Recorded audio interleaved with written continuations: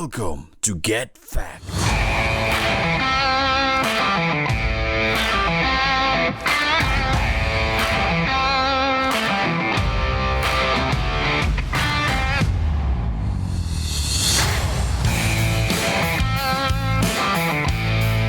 Hello. Hello again. Welcome back. And I've left it pretty late again. We've got 10 minutes before the guest is on. You sound out of breath there, Steve. I am. Running around the house, trying to get everything sorted. I just said to Stuart, how was it? We come to your house, but you're always late. I know. Because I'm rushing around doing everything. Yeah. We decided last minute to go and get a load of stuff from Dunelm for the house. And, yeah. I haven't even watched Liverpool. I was meant to be watching Liverpool today and didn't get a chance. So what have you been up to?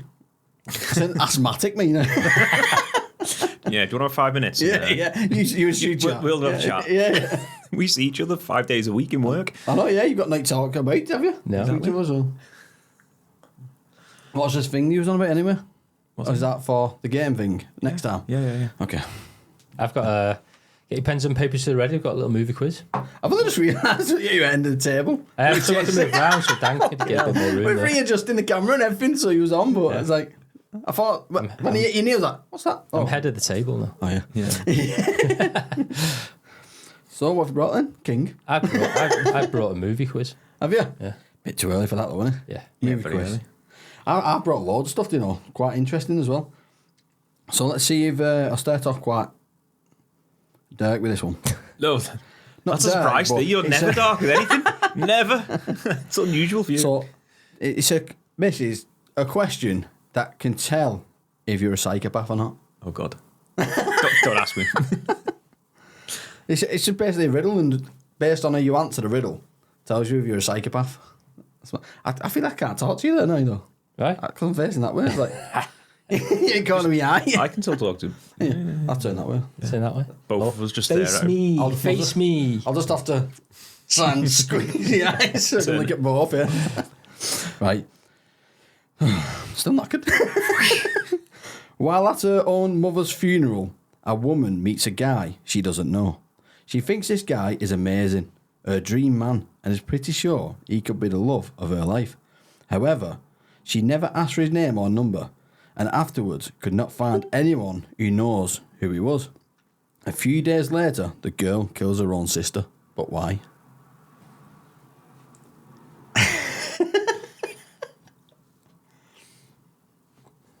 Because she was a psychopath.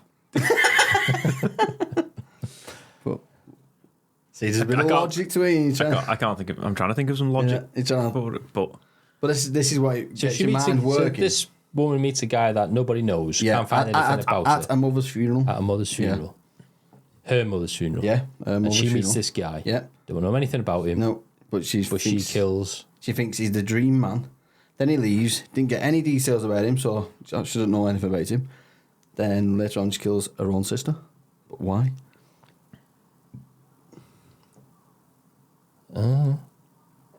kills her the same day, next week, day after. How long? What's the time period you're talking? A few days later. There you go. Right. Yeah, I'm fishing for facts because I've got no clue. I don't like riddles, so I don't know. No, you don't know. Is there an actual answer? Well, there's an answer that I'd suggest you're a psychopath if you answered this way. But you've not answered anyway, so you're definitely not a psychopath. Yeah, I think you're both safe.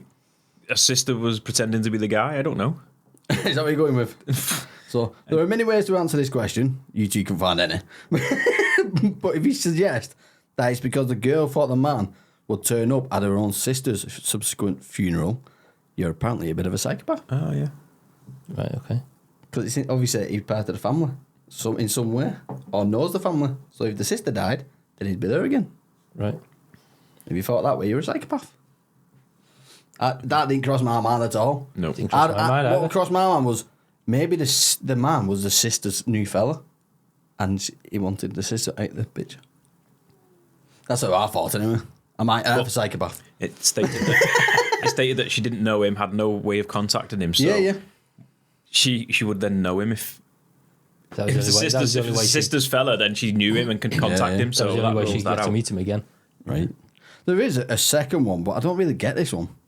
So a runaway trolley. Do you know what a runaway trolley is? So you know on trains, there's one, like a They got their trolley, don't they, on the back, like a carriage, separate carriages. Right. So a runaway trolley is about to run over and kill 5 people, and you are standing on the footbridge next to a large stranger. Your body's too light to stop the train, but if you push the stranger onto the tracks, killing him, you will save the 5 people. Would you push the man? Yes. And I don't know. I probably wouldn't because I'm not that kind of person. right, and you just like kill the 5 people. Well, I'd have to try and summon some kind of help, but I think I know it'd be too late by then. I mean, with no other details, I probably would. Yeah. Yeah. But if you then turned around and went, well, those 5 people are actually murderers, and he was a really nice guy, then I'm probably not doing it. But So because I didn't push him, does that make me a psychopath? No, if you push the man, it arguably makes you more of a psychopath. Even if you're saving more people, you're still committing a murder to do so. you save 5 people's lives. Well, but what if it still doesn't work? Then you've killed 6. Well, I'd do it if I was sure it was going to work. If I had any slight chance thinking, that's not working, I'm not killing him. You're right. For 6 people to die instead of 5. In my luck, though, I'd push him off his miss. And I get up and batter you. What do you mean? What are you doing? I suppose you could throw yourself off. Yeah, but he says, but you're not light enough. Oh, you're too light, yeah. Yeah, yeah. So you just flatten you and Pick up a commit suicide. big rock and jump. That's the option. Just jump with him. Yeah. So that you both, So both you die. can't be a psychopath because you're dead. Win-win. Yeah. I've got so much here, me, but I don't think we've got time. About death and psychopaths. Oh, yeah. Got loads of that type of stuff. But there's one that I got a big list as well. I'll go through a couple and go through more later on. But so if you were healthy, 20 years old, you have around 2,860 weeks before you die, on average. Say that again. So if you're 20 now, Yeah. and you're healthy and everything, you've got around 2,860 weeks left of life before you die. Okay. So you're older than that, so you've got even less weeks. God, I'm even less than that. Practically halfway there. You've got 60 weeks left. I'm joking. The average person will be less successful than they think. Well, that's an obvious one, isn't it? Yeah. Because everyone thinks, I'm going to be something one day, and they don't. Don't know. About 153,000 people die on your birthday. Everyone's birthday. Good And to you're, know. and you're celebrating yourself. How many people also share your birthday, though? Exactly, yeah. They're all showing the deaths of 153,000. Psychos. Seals have been known to rape penguins. Okay. Where are you getting these from? That's horrible. Dirty buggers. Are we talking about actual seals or Seal the Singer? Or Navy Got a SEALs? fetish. Oh, yeah. You might have fetishes when you're in the Navy SEALs, huh? You're on summer. Navy SEALs are going to kill you now. You've released the truth about There's it. my 60 weeks up in one go. Get pretty lonely. Yeah. I'll do one more because our guest will be coming on in 7 minutes. If you took all the world's spiders and let them out in the Netherlands, they would consume the country's population in 3 days. That's horrible. That's crazy. Just by spiders. And that's where Eight-Legged Freaks comes into action. Yeah. They just take It's everyone. a film right there, don't it? Yeah. They're quite interesting though, aren't they? But like messed up as well. Yeah, we'll come back to them in a bit. Some more of them weird ones. I'll go through this list in a bit. For now, Well, with you mentioning that birthday one, I had to look up something that I've heard before, which is quite interesting. So there's it's called the birthday paradox. It's basically how many people would have to be in a room for the odds of someone sharing a birthday being above 50%, and it's only 23 people. So if we got a random set of 24 people. 23 people, Oh, yeah. the possibility of 2 people in that room sharing a birthday is higher than 50% from just 23 people. It's mad, isn't it? Which is crazy. How does that work out when there's that many days in a year? Exactly. What's going on there? Exactly. It's birthday paradox. I can't go into the I know math. why. Because the high percentage of people make babies in December because it's cold and the people are around. That's what it is. That's why there's more births in August-ish. August, September. I'm a September. Did you know that? It's because, everyone gets at it in December. Because it's jolly Christmas time and it's cold. That's not what it says here. But Is it not? We'll go with that. What's that say? Well, they're all having a jolly Christmas, aren't they? Yeah.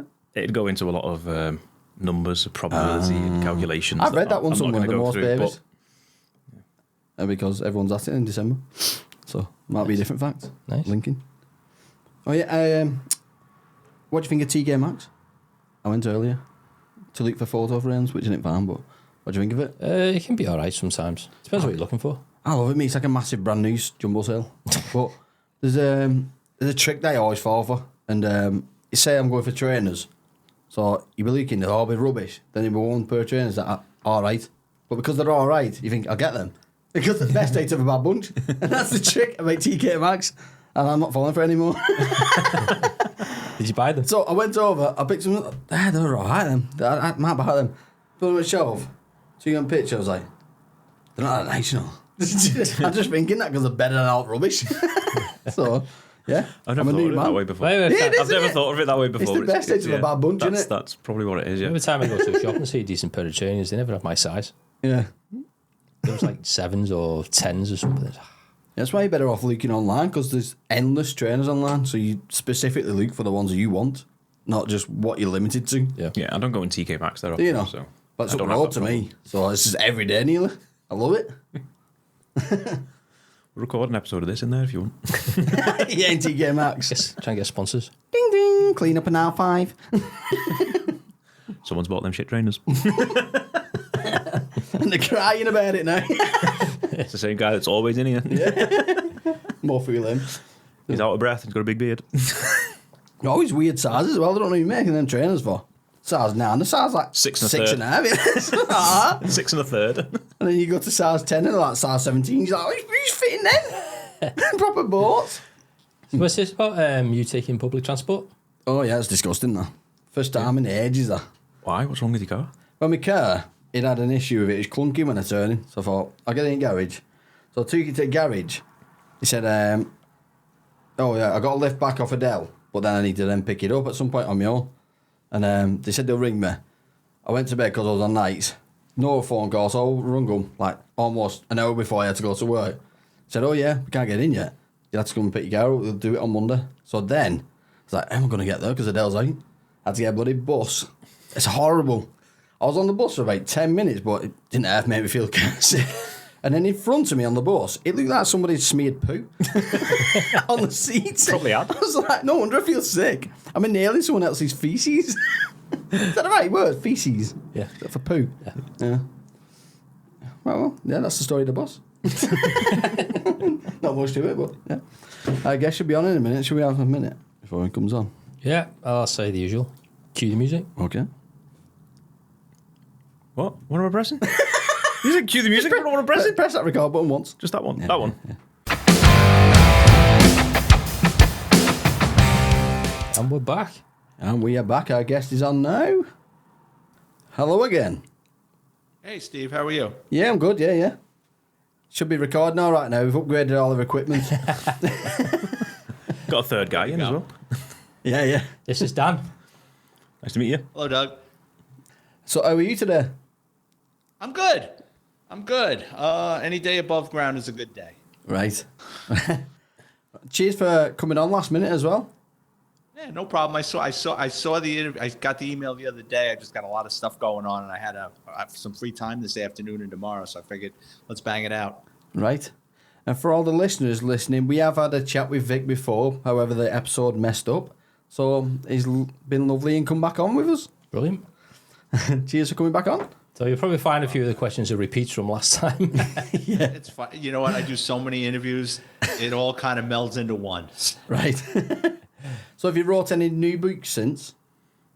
No, since the last time we spoke, I'm Yeah. in the process of writing another NYPD themed book with a lot of funny stories, but I haven't been able to come up with a name of a title yet. That's always the thing I struggle with. It's often the last thing that I put on a book is the title, because I go by the stories and the theme and what the book is about. Right. So how many books have you got so far? Written 6, and I'm in the middle of getting the 7th one out. Right. And last time we spoke, we was on about, are you ever going to make a series out of it? Is that available yet? Are you started making any steps towards that? Well, Not a series. I started a podcast, actually named after one of my books, and here's the artwork for it. It's called NYPD Through the Looking Glass. Right. It's a book, but it's also a podcast now. And what I do is I bring on retired NYPD members that I worked with, or not. Some have reached out to me the other day. Really nice guy, transit cop, and I said, I don't know too many transit cops, and they work underground, and he had some unbelievable stories about what goes on down there in the New York City subway system, which I have been down in the subway many times, and I had worked in the subway a couple of times, but it's not like I did it day in and day out. And he was telling stories about people getting pinned between the subway and the platform. Ooh. They call it a space case, where the person is basically trapped between the subway and the platform. Yeah. And they talk to the person, the particular guy he was with, he gave the guy a cigarette and a beer. And then what they do is they stick airbags, these inflatable airbags between the platform and the train. Yeah. And once they separate that space, the person just bleeds out because the only thing keeping them alive is the pressure. So it kind of seals them in. Yeah. But the second they move that train from the platform, the person just bleeds out. Jesus. Nice. And that's just one of your stories.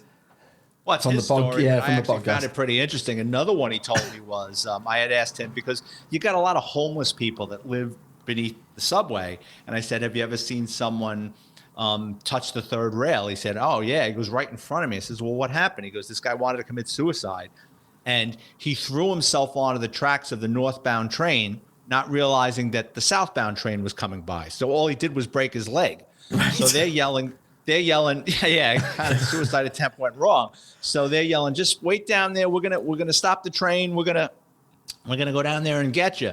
He goes, no, I want to die. The guy crawled over to the third rail and grabbed it with his arm. Right. And it blew his arm off. It didn't even kill him. It just blew his arm off and barbecued it.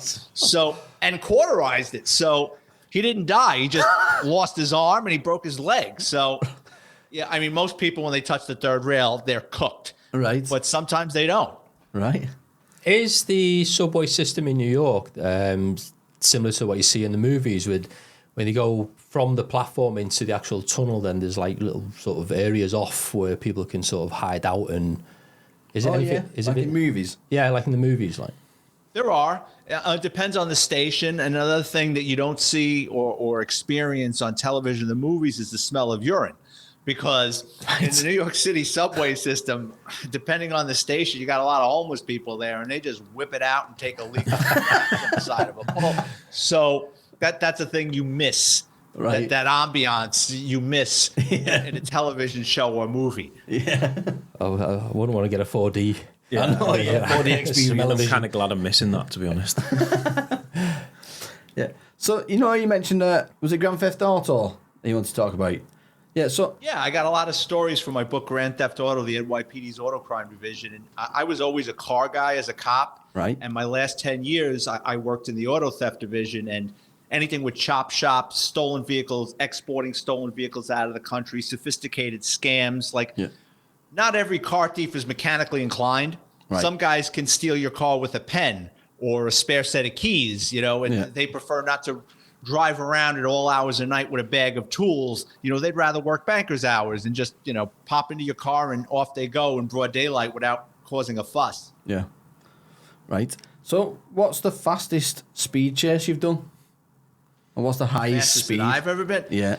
The dirty little secret in the NYPD is you're not allowed to chase stolen cars. Right. Did we? Yeah, all the time.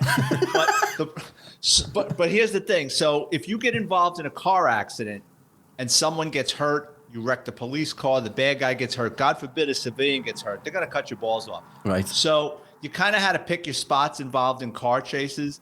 I really don't know the fastest I've been going. I mean, I've seen car chases whiz by me on the highway going up into Westchester County, and they're going probably close to 100 miles an hour. Yeah.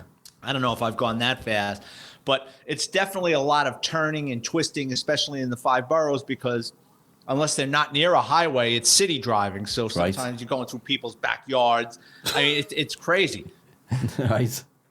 So have you used them, the spike strips that you throw across the road? Have you operated them yourself?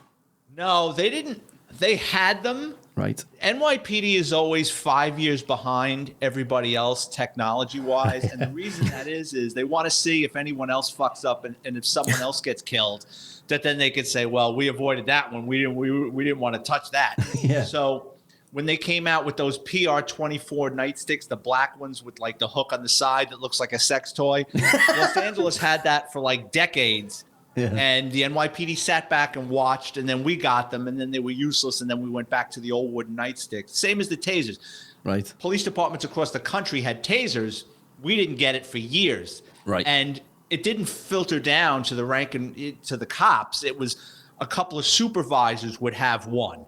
Right. And, you know, they just didn't – they're always afraid of getting sued and civil liability. So they always hold back on equipment and see if someone else makes a mistake. Then if it looks like it's working, then they'll go with it. Right. So have you ever used the pepper spray? Or have you ever been pepper sprayed? Oh, yeah. I've used it a handful of times, and I've been maced, pepper sprayed a couple of times, especially for training. Right. When they went to the funny thing is, so after I retired from the NYPD, I start working for the small police department down in Florida. And even though I had 20 years in law enforcement experience, I was going to get a taser. You had to be tased. Right. I said, oh, shit, I don't think I'm going to like this, right? And you hear all these stories about, you know, you lose control of your body, and it was first thing in the morning, so I didn't even have a cup of coffee. I didn't want to shit my pants. So, you know, it's me and 3 or 4 other guys, and we're in a room, and 2 guys stand on either side of you, and they don't shoot you with it. Yeah. What they do is they take one of the leads and they tape it like over here by your armpit, and they tape another one to your crotch. Right. On your pant leg. And then the guy says, all right, you ready? And I'm like, okay. And then he hits it, and I've never had a heart attack, but I'm guessing that's what it feels like, because you're like, I could see how someone really motivated or on angel dust could fight through that and just pull the leads out, or it wouldn't affect them. And I started fighting it, and then I said to myself, well, hell, I'm not running for my life. Just fall down and get this over with, right? Then another part of the training down in Florida was they put like this gel of pepper spray under each eye, and then they sprayed you with like the fogger. Right. And then you had to perform a series of tasks. You had to draw your gun. You had to handcuff somebody. You had to punch a bag a couple of times. You had to do a bunch of stuff. I don't like pepper spray. Yeah. But you could pepper spray me 7 days a week and twice on Sunday, and I'd be fine with that over the taser. Right. Because at least with the pepper spray, I've done it before. I know how to fight through it. Yeah. That taser, man, it's just, I don't like it. So how long does it take for the pepper spray to wear off in your eyes? That's another thing. So with the pepper spray, it's oil-based, right? Right. So the day I did that training where they put it under my eyes, right, they kept rinsing it off, rinsing it off, rinsing it off, rinsing it off. I thought I was fine, right? I go home, and this is hours later. It was in the fall, and the leaves were coming down. So I said, all right, you know what? I'm going to go outside and rake some leaves. So keep in mind, this happened to me. I got pepper sprayed at like noon. This is 4 or 5 o'clock in the afternoon, and I'm in my yard raking leaves, and I start sweating, and it activates this stuff, and I'm like, oh, shit. And I'm rolling around on the floor in my front yard. My neighbors thought I was having a seizure. I'm like, no, it's pepper spray. And they're like, you were pepper sprayed? I'm like, it's part of the training. Just leave me alone.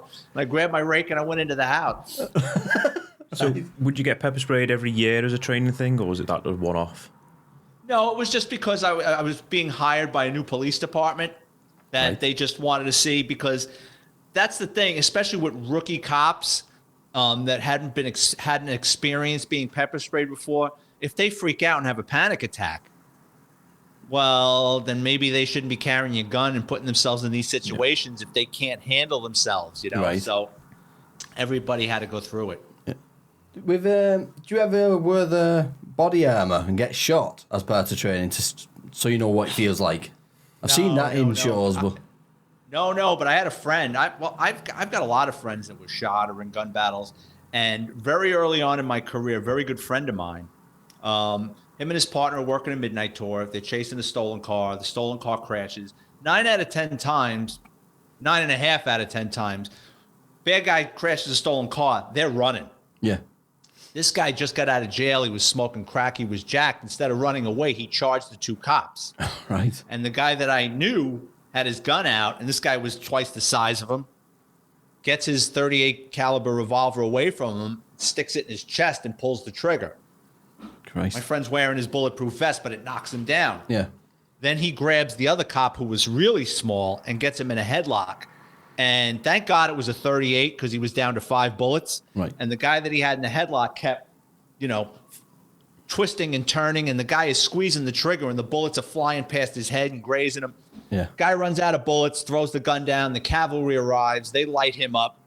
I think he's a shopping cart, a quadriplegic now. And the cop that was in the headlock, he goes to the hospital, with his partner that got shot in the chest.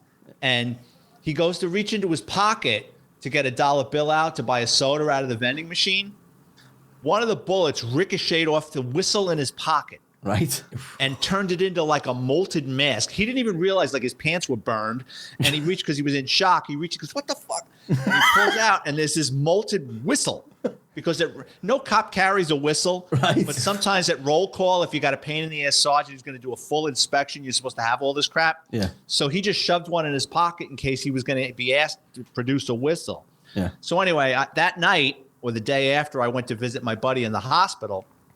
And I says, well, what was it like? And he said, you hear the explosion of the gun go off. And he goes, it was like I got hit with a baseball bat. He said It was like just knocked the wind out. He goes, you ever get the wind knocked out of you? I said, yeah. He goes, worse than that. He goes, because in addition to the wind knocked out, he goes, there was this traumatic pain. And he said he's just laying there and he feels like he's drowning because he can't get oxygen into his body. He said it was just, he felt like he was suffocating and he could see his partner in the fight of his life and he couldn't do anything. So I says, I got to see, lift up the shirt. So he's wearing one of those gowns and he's like, all right. And he pulls it up. And I mean, he had this like welt. You know what I mean? It looked like someone branded him with it was just nasty looking. Yeah. Right. Have you ever been involved in any riots? Yeah. Let's see. I was at the Crown Heights riots in 90 or 91 out in Brooklyn. Those were bad. Right. I worked the Washington Heights riots of 92. Those were bad. And then you have city-sanctioned riots that go on every year. So New York City has this thing in Brooklyn called the West Indian Day Parade, which is a riot. They call it a parade. It's not. And it's just anarchy. You get there at 8 o'clock in the morning, there's people running around with wheelbarrows with ice and beer. Everybody's smoking ganja, and they basically tell you, don't write any summonses, really don't make too many arrests. We just don't want to provoke people. And the thing goes on from 8 o'clock in the morning till 2, 3 o'clock in the morning. You're out there in the sun because it's every Labor Day. So it's hot. It's still September. Right. And the funny thing is, I mean, that parade, it stretches like 4 or 5 precincts. It goes on forever. And they call it like floats are going by. It's not floats.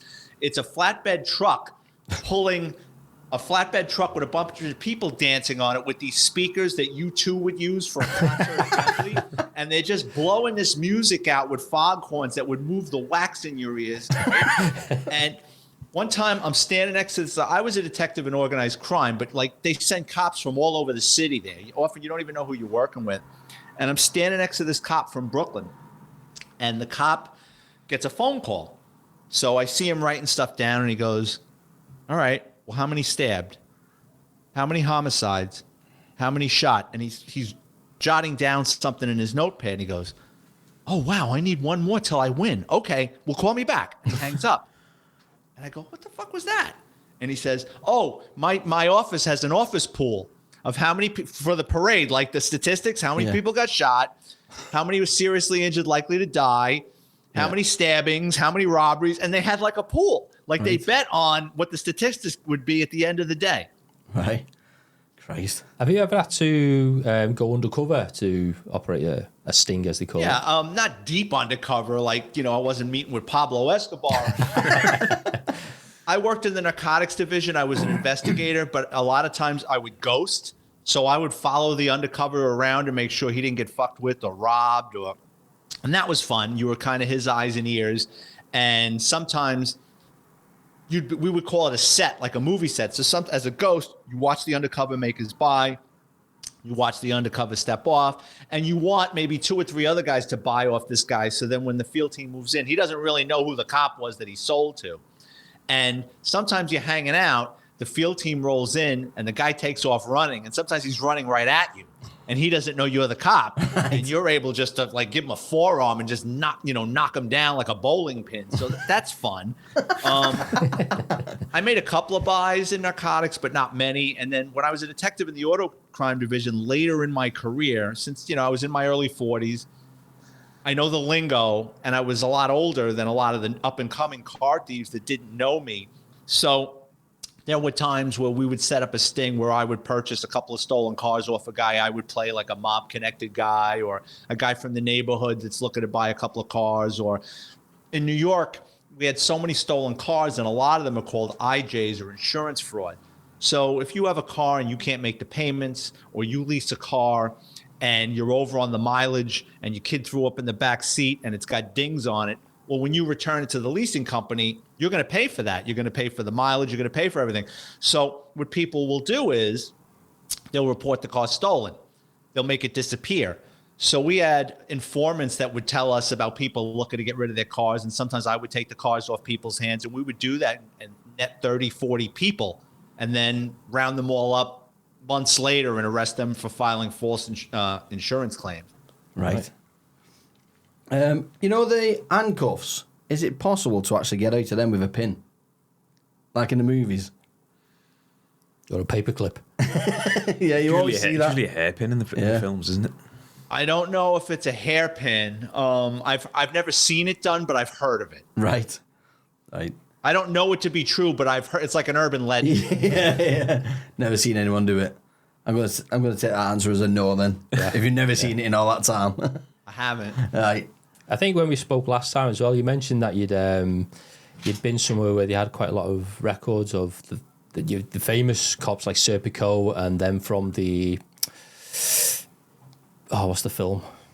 The French Connection and stuff like that. Do you want to just go over that again? Because I enjoyed that. Oh, all right. So it's late in my career. I've got like maybe 3 years to go until I can retire. And, I'm in a good place.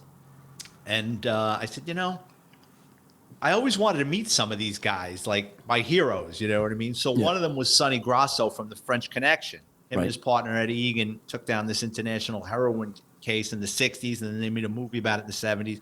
And Sonny Grasso was now a television and movie producer, and he had an office up in Midtown Manhattan. So my partner and I figured out where the office was. We show up one day, and his secretary goes, "Do you have an appointment?" And we're like, "No, we're just big fans." And he comes out, he's like, "Are you kidding me?" And he's like, "Listen, we idolized you growing up. We became cops because, he's like, come into my office."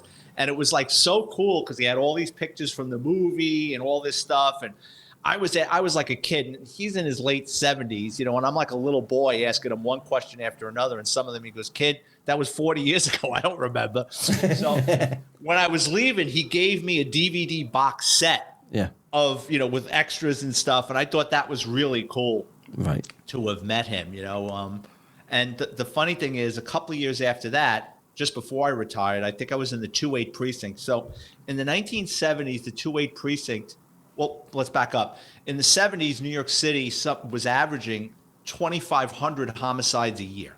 Right. Well, that's a lot of dead people, right? Yeah. And the 2-8 precinct is very small, and they used to call it the square mile of death. Because for a precinct that's a square mile, they would have 125 homicides, 100 homicides. That's a lot of people to die in one square mile. Yeah. And it was because of the drug and heroin epidemic with Nicky Barnes and that Frank Matthews. All those Harlem gangsters were bringing in heroin into Harlem, and you just had drug wars and overdoses. And so I'm up in the detective squad. I think I had an arrest, or I had recovered a couple of stolen cars out of a parking lot. I don't remember. And I was up in their detective squad, and I saw these old ledger books. They're the old homicide books. I said, "Oh, wow, that's cool." I grabbed one, and it was from 1971, 1972. I don't remember. And I crack open this book, and it's got the deceased name, the detective that has the case, the method of how he died, and is the case open or closed. And it was wild because, most of the homicides were guns. Second would be knives. But then people got really creative and inventive of how to kill people. Right. So I saw people killed with pool cues, pool sticks. 2 women killed their husbands. One poured a boiling hot pot of water over his head as he slept on the couch. Another one poured boiling oil over his face. Christ. Jeez. Yeah, so don't go to sleep. But I thought that was really cool. And most of the cases were from that detective, Sonny Grasso, and he worked with another guy that was a heavy hitter, Randy Jurgensen. And their clearance rate, I couldn't believe the amount of homicides they were catching and the clearance rate that was solved. So I found that fascinating. Right. So I've watched a series called Godfather of Harlem.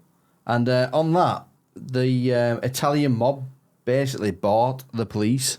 Did that actually happen? In the 70s, pre-Serpico and then into Serpico, there was a lot going wrong with the NYPD. I'm not saying this is right, but they were not paying cops anything. Right. And a lot of these guys were figuring out ways how to make ends meet. And it starts with looking the other way with the store owner.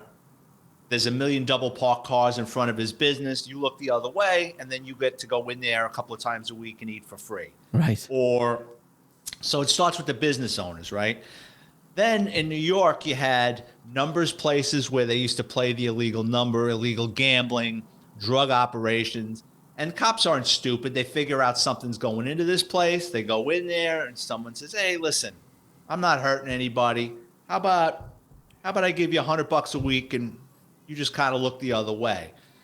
I wouldn't call it like the mafia had a grip on the NYPD. I would call it more that you had, and not every cop in the 60s and 70s was corrupt. I think every cop in the NYPD knew what was going on. It's impossible for something to be going on in a station house for a long period of time.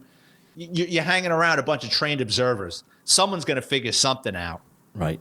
And I think cops look the other way and were reluctant to turn the other guys in. But I think a lot of cops went into business for themselves, be it drug gangs or the mob with drugs, or the mob with a lot of it was gambling money. Right. The last time we chatted, I believe you came across the gun that killed John Leonard. Is that right? Yeah. Early in my career, I had this drug seizure, and in the old days, the laboratory to test drugs and test firearms was in the police academy. So I go up, I forget it was the 7th or 8th floor, and if you made a left, it was the lab, the right was the ballistic section. So I drop off the narcotics, and I'm waiting for the elevator, and in this lobby, you've got this display case. And it wasn't like anything really professional. It looked like something your dad would make to help you out with a shop class. Right. And you had all these wild guns behind plexiglass. And the first gun I saw was a .44 Charter Arms Bulldog. And I'm looking at it, and underneath it, there's a little plaque that says the Son of Sam's gun. And I said, holy shit, that's the gun he ran around New York in the 70s, terrorizing New York. He actually killed a couple of people in my neighborhood, not far from where I grew up. Right. The second gun was the gun that killed John Lennon. Right. So it was just kind of wild that, like, I'm standing there, I'm like a higher functioning Forrest Gump, and I'm getting to see these things. You know what I mean? That no one knows these things are here. Yeah. Unless you were a cop and you went, like, even though I worked for the police department, I didn't know it was there until I just happened to step off that elevator. Yeah. So would they have been moved to like a museum now or something? Who the hell knows? You know, I'd like to think that it is in a museum, and it could be in a closet at the ballistics section. You just don't know. Right. So do you ever confiscate grenades? And if so, like, where does that go? Because obviously you can't put that in a police station. They do turn up from time to time. There's a story in my book.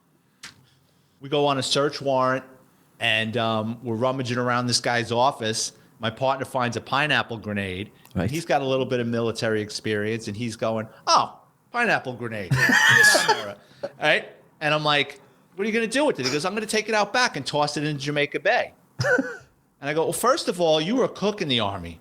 You weren't like a demolition expert. Put the fucking thing back." I says, "Listen, if we call the bomb squad, they're going to show up with all their toys, and we're going to make so much overtime." He goes, "Yeah, all right." So he puts it back in the box, right? I tell my lieutenant, and he's like, "Fucking hand grenade, everybody out."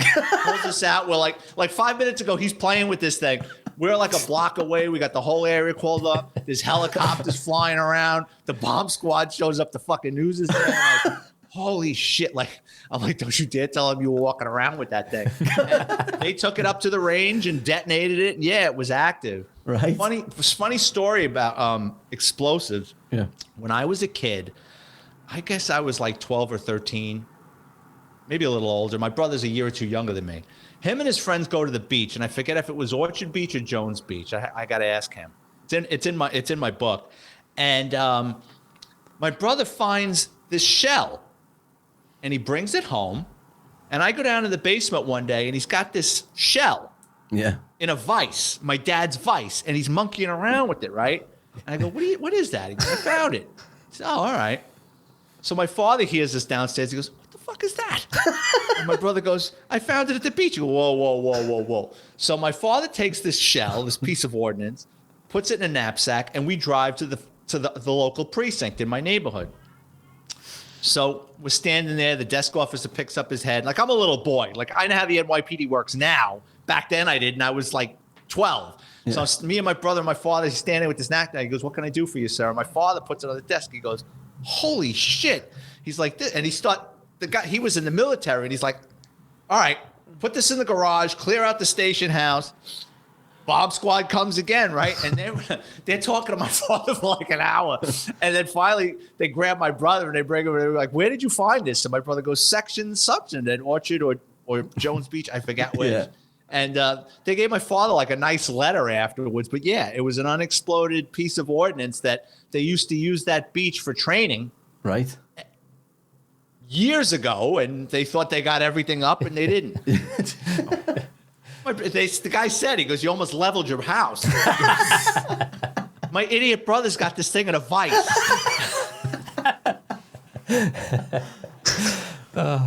If you could have a movie or a TV series about your books, who would you have to play you?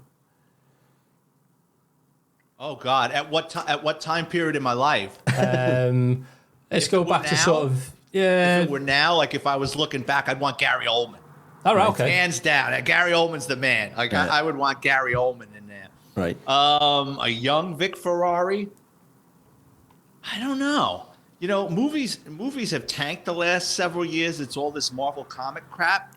So I really haven't been going to the movies a lot. I don't know who would play me young. Like Keanu Reeves. Who? Keanu Reeves. Keanu Reeves. Maybe Bobby Cannavale. I like him. I don't know anybody in their 20s that I would find funny. But Gary Oldman, like looking back in life. Yeah. I suppose you could do some of that CGI, make Gary Oldman look younger, couldn't you? Yeah. I could play myself. Yeah. Well, Popeye Doyle played himself, didn't he? Who? No, Popeye Doyle played the boss, didn't he? Eddie Egan, the guy from the French Connection, actually played he played the lieutenant. That's right, in that movie. Yeah. Right. So, what age was you when you first used the gun? I'm sorry, when I first got hired? No, when did you first use a gun? What age was you? Police Academy. I was 21. I hadn't handled a real gun in my life. Okay. Right. And how many guns did you go through in your career? How many people have arrested carrying guns? How many guns have you gone through in your career? Oh, well, when you go into the police academy, you pay for your own gun.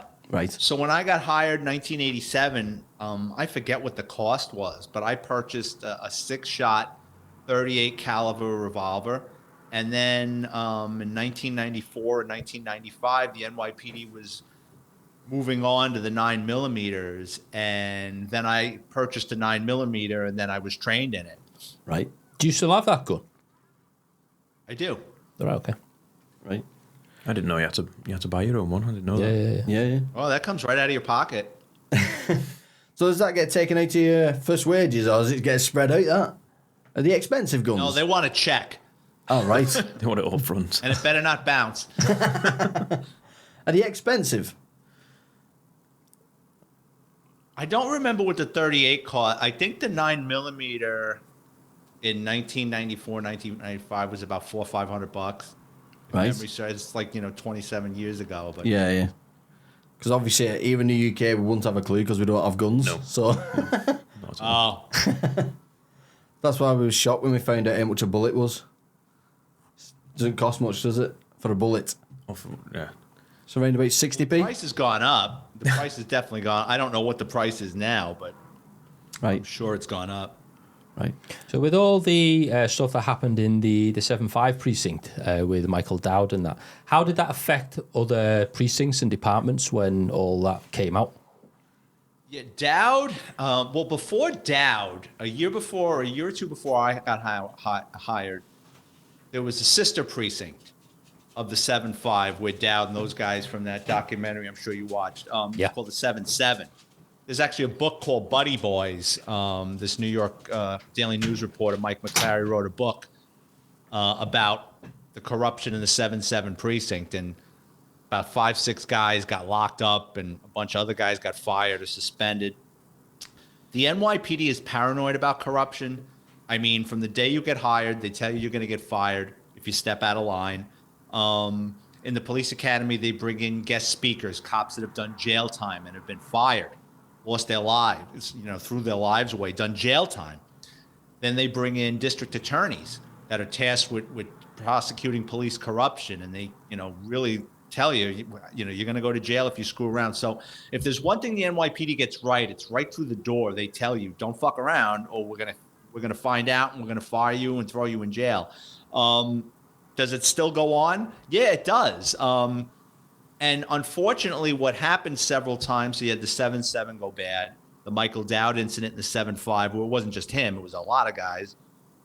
You had an incident in the 3-0 precinct, the Dirty 30, which happened in the early 90s, which was actually closer to home for me because I was working in narcotics at the time. And so when you're doing a buy and bust operation, your undercovers where these things called KELs. And a KEL transmits their conversations to the KEL receiver. And the KEL receiver is usually with the sergeant and the detectives that are going to make the arrest for the day. So you can hear everything they're talking about. And one day after a buy and bust operation, we stopped at the 3-0 precinct to use the bathroom.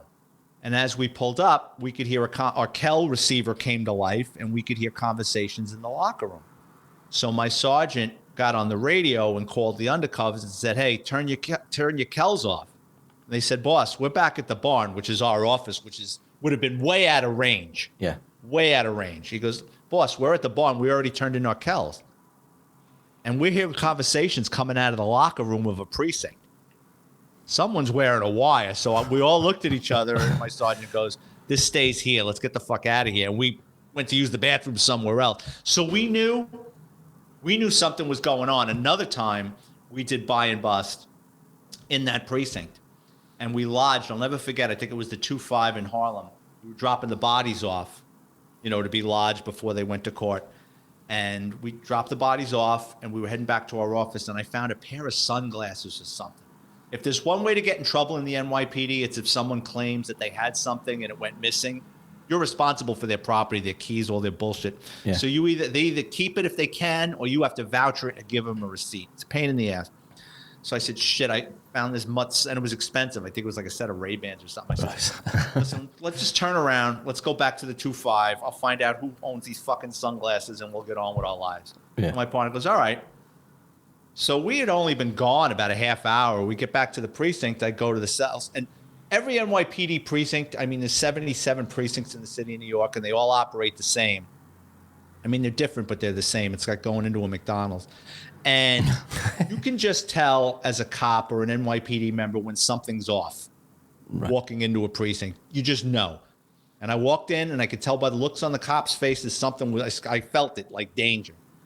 And I walked up to the cop answering the phones. I go, "I got to go into the cells and give this guy his Ray-Bans." He goes, "IEB is here interviewing, Internal Affairs is here interviewing all your prisoners." He goes, "They waited for you to leave, and now they're pulling them out one at a time, and they're interviewing them." So we knew it wasn't us, but they were interviewing the guys we arrested because it was in that precinct to find out what's going on with the cops in that precinct, if you understand what I mean. Yeah, we knew something with that, and the conversations coming out of the locker room on our KEL receiver. We knew something was wrong. Yeah. Have you ever had any partners be locked up and thrown in jail? Like dirty cops? I worked with a guy my rookie year, or a year after my rookie year, very early, and always had money problems. I only worked with him for about 6 months, 3 to 6 months, but always had money problems. He was married to one woman. He had gotten another girl pregnant. He was trying to get her an apartment. He had another girlfriend. It just never ended with him. And he was always living hand to mouth. And I remember one day, he goes, I got to ask you a favor. And I says, what's up? And he goes, can you lend me $5,000?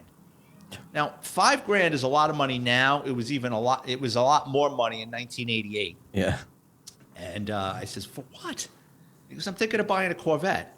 I said, what, are you out of your fucking mind? I says, you got a baby on the way with your girlfriend. You're still married.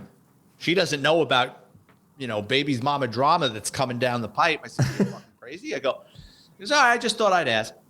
So a couple of months later, he transfers out and goes to another precinct. Well, I guess his money problems were so bad that what winds up happening is he had a cousin that was a drug dealer. I didn't know. And what he started doing was moonlighting as a drug courier. So he was picking up weight and moving it from one stash place to another, or maybe even going on the buys with the Colombians. I don't know. And he turned up on a DEA, I mean, that's feds, wiretap. So they followed him around and they caught him one night. They caught him with weight, a couple of kilos, and he had a stolen gun. And the only reason he was carrying a stolen gun was if someone confronted him, he was going to kill him and toss the gun. I mean, he's bad. So the DEA locks him up on the weekend, and he says, "Oh, time out. I know all about this police corruption in my precinct." So Internal Affairs comes, and I don't know what they did, but they released him either that night or the next day. And they came up with a story that he showed up for work with his arm in a cast. Right. So he said he broke his arm over the weekend, and inside the cast they had a microphone. Right. And a recording device. So he worked in the precinct. Basically what he was trying to do is catch cops bragging about stuff, but there was no corruption. It was him. Right. He was trying to do anything he could to get some chips to cut down his sentence. Yeah. And I think a couple of guys got locked up for nonsense. They beat the case. A couple of guys got jammed up for administrative stuff, but no police corruption like you would think. Yeah, guys bragging about shit. And it's funny because years later, I'm on a trial in Bronx Supreme Court, and I'm waiting outside because in New York, they don't want you in the same. They just call you, and they don't want you sitting through the whole trial. When they want you, they call you in, you testify, you step out. So I'm waiting outside for my turn to come in and testify in this trial. And I see him sitting in a payphone in the hallway of the courthouse, and he changed his look. Like he shaved his head. He had lost a lot of weight. Like he was really taking steps that no one would recognize him. And I think he was testifying against one of the cops. He got locked up in another room. And I just looked at him. I go, what happened to you? You don't want to know. And he just closed the telephone thing. And that was the last I'd seen it. And that's got to be 25, 26 years ago. Well, right. I'm guessing he didn't get that Corvette. No. No, you did. No. I always wanted one. And a couple of years ago, I saw a Craigslist ad. Some old man was selling one that needed work. And I met him and the price was right. And I meet this old man in a parking lot, and he and I go for a test drive, and I go, I don't think so. He goes, I'm not lowering the price. I said, no, the price is right. I says, I've just never been, now I'm in my 50s. I'm this low to the ground. I feel like I'm in a coffin. I said, felt like I was being waked, like just sitting that low in the car, and like fucking people on motorcycles are riding higher than me. Right. So going back to the Grand Theft Auto, so when you do any criminal damage in that car, who pays for that? What, the stolen car we're chasing? No. So say you're in your police car and you hit anything. Who pays for that? The damage? Sometimes we try to fix the damage ourselves. Right. Right? Like there were guys that would bang out dents and shit. But I mean, if you hit another car, it's not like you see in Lethal Weapon, right? Or the movies where, Danny Glover and what's the other guy's name? Mel Gibson. Mel Gibson, right. They crash a car and they go out and have a beer. It's not like that. Like, they bust your balls. And if you keep getting into car accidents, you're going to be walking. Right. Like, they don't want to hear it. So, no, you don't pay for the damage, but if you keep getting, they bust your balls. So you get into a car accident and it's determined you were at fault. They send you out to fucking Brooklyn, which there's no easy way to get out to Brooklyn. It's the asshole of New York City. It's all the way out there. You got to get up at 5 o'clock in the morning to be there at 7 o'clock in the morning. And then they send you for retraining. And then they still will make you walk. Or if you work with a partner, your sergeant or your supervisor goes, he's driving for a while. It's like, all right, if you keep getting into accidents, you're going to find yourself behind a desk. So you better learn how to drive. Yeah. Is there a course for that, for driving? A police driving course? Is there a cost? A course. The driving course. Oh, yeah. When you're in the police academy, that's pretty cool because they have driver training. It's out in an old abandoned World War II or World War I Air Force base out in Brooklyn called Floyd Bennett Field. Right. And you're on a landing strip. It's big. And they've got cones and you're driving through cones. And it's a really cool, that was even more fun than the firearms training, going out to Brooklyn and doing that driver training, because you're going a million miles an hour with the lights and sirens on this big field. You're not going to hit anything but cones. Right. So it was a lot of fun. Right. So how many trash cans in New York get destroyed when police chases get taken place? It's not like that. Or cardboard boxes. Fire hydrants. I chased a guy. I'll tell you a wild story. So one day, it's a hot summer day. We drive through a Home Depot parking lot, and there's this minivan there with the windows rolled down. Nobody in New York leaves their windows rolled down because people are going to steal shit or steal the car. Yeah. So I'm in the back seat. I run the plate. Comes back stolen. I tell my partner, it was 3 of us in a car. I tell my partner, the guy driving, I go, make a U-turn. That caravan is stolen. Let's set up on it. When the guy gets in, we'll yoke him. By the time we come around, the guy's already rolling. We follow him. We're waiting at the entrance ramp of a highway. The guy looks up again, sees 3 white guys in an unmarked car behind him, steps on the gas. It's off to the races. He jumps on I-95, rams 3 cars, and just takes off. Like, right. This fucking guy, we lose him. So I was pissed. I told my partner, I go, I'm going to get this guy. Where are you going to get him? He's gone in a stolen car. He goes, we didn't even get a look at him. I'm going to get him.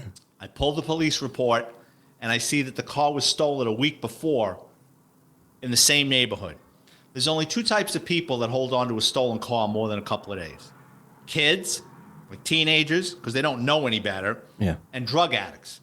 Drug addicts steals a car that not high end. They don't want to stand out.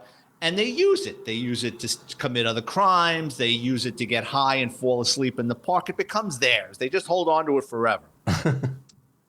So the second thing I said, okay, he stole it a week ago. He's in the same neighborhood. I did a summons check on it to see if the car was getting parking tickets.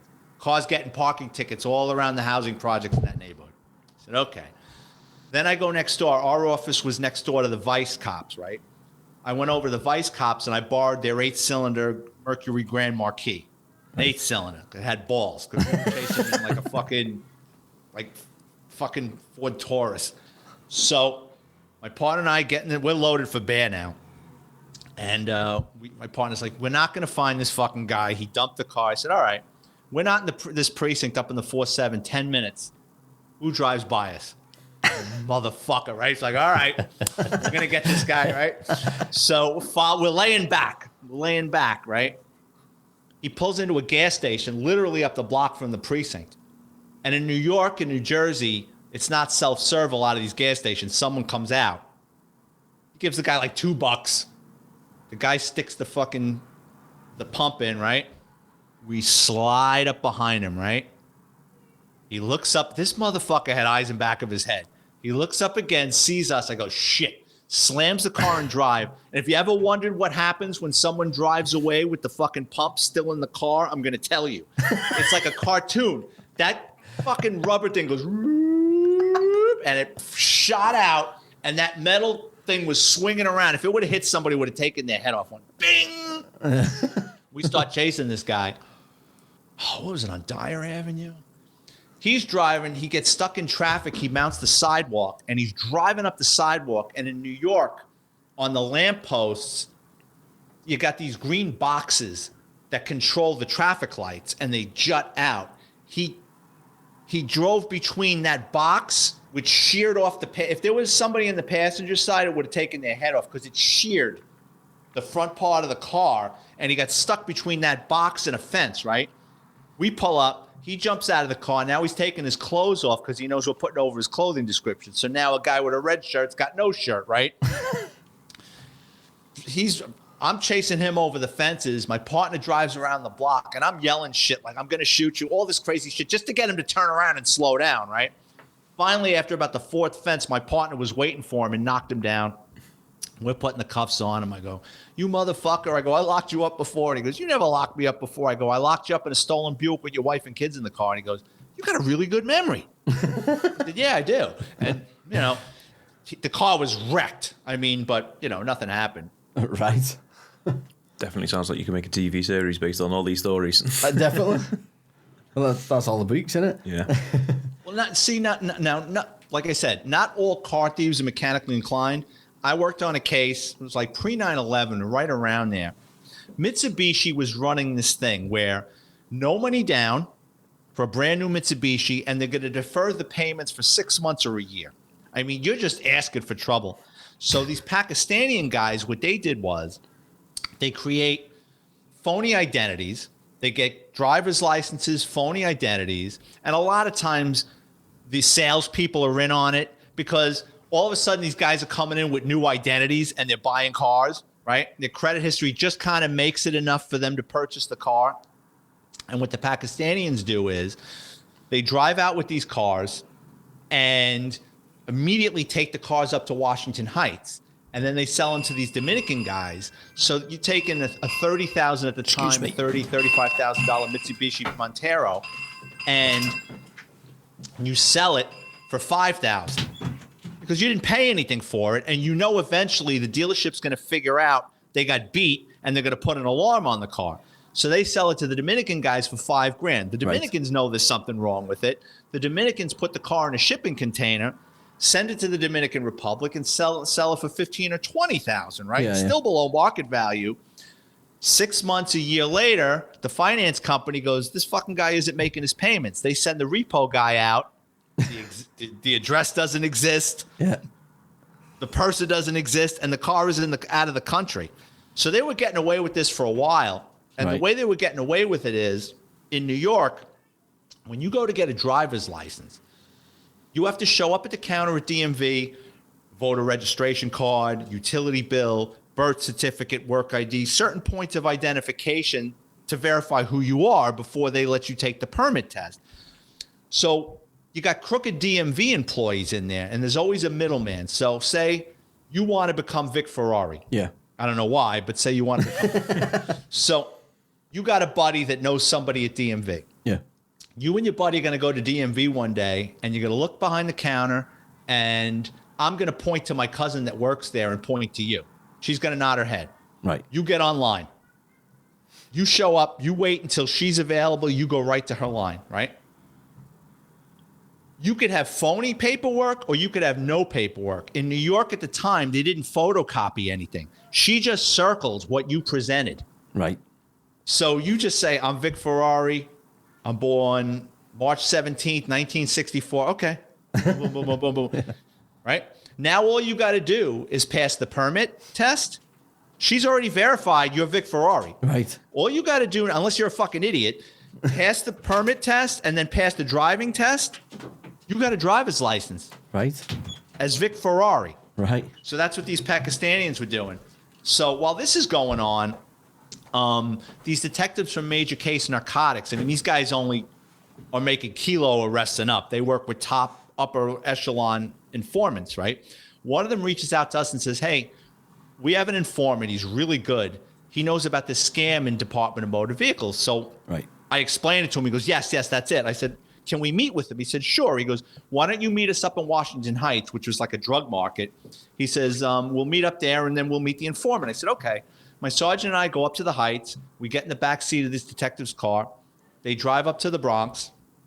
Pouring rain. The informant gets in the car. We go back into Manhattan, and he's spelling out everything I just told you about how to get a license. Yeah. All right. Would you be able to make the introduction? If we give you a couple undercover cops, will you bring them into Department of Motor Vehicles and help them get phony licenses? Then we'll lock up the middleman, and then we'll lock up the DMV employees. Yeah. Not a problem. I said, okay. So the detective in the car says, let's just say the kid's name was Juan. He goes, Juan, you want us to take you back? He goes, no, I'm going to go visit my girlfriend. He goes, all right, take care. So the kid puts his hood. It's pouring rain. Kid puts his hoodie on and steps out of the car. So the four of us are talking about the case and how we're going to set up these DMV employees. Suddenly, the detective's phone rings. It's the informant. And he says, and I hear the detective going, yeah. He just walked past our car. Okay. All right, thanks. He gets off the phone. He goes, you see the fucking guy that just walked by us? And there was a young guy just walked by us. He looked like a delivery guy. He had it looked like food. You know what I mean? Like in a plastic bag. He goes, looked like a Chinese delivery guy, the way he walked by us. So I go, yeah. He goes, that was the informant. He just passed his friend. His friend is a courier. His friend makes deliveries. There's weight in that bag, and he's going to the Pathmark parking lot. Right. He says, would you guys mind? He goes, we're going to lock this guy up. Would you guys mind helping us out? We're like, no, not at all. This is great, right? We follow this guy. He's got a hood. It's raining out. He's carrying what looks like Chinese food in a bag. Goes into the Pathmark parking lot. There's a Honda Accord. He walks up to the back of the Honda Accord, just opens the back door and gets in.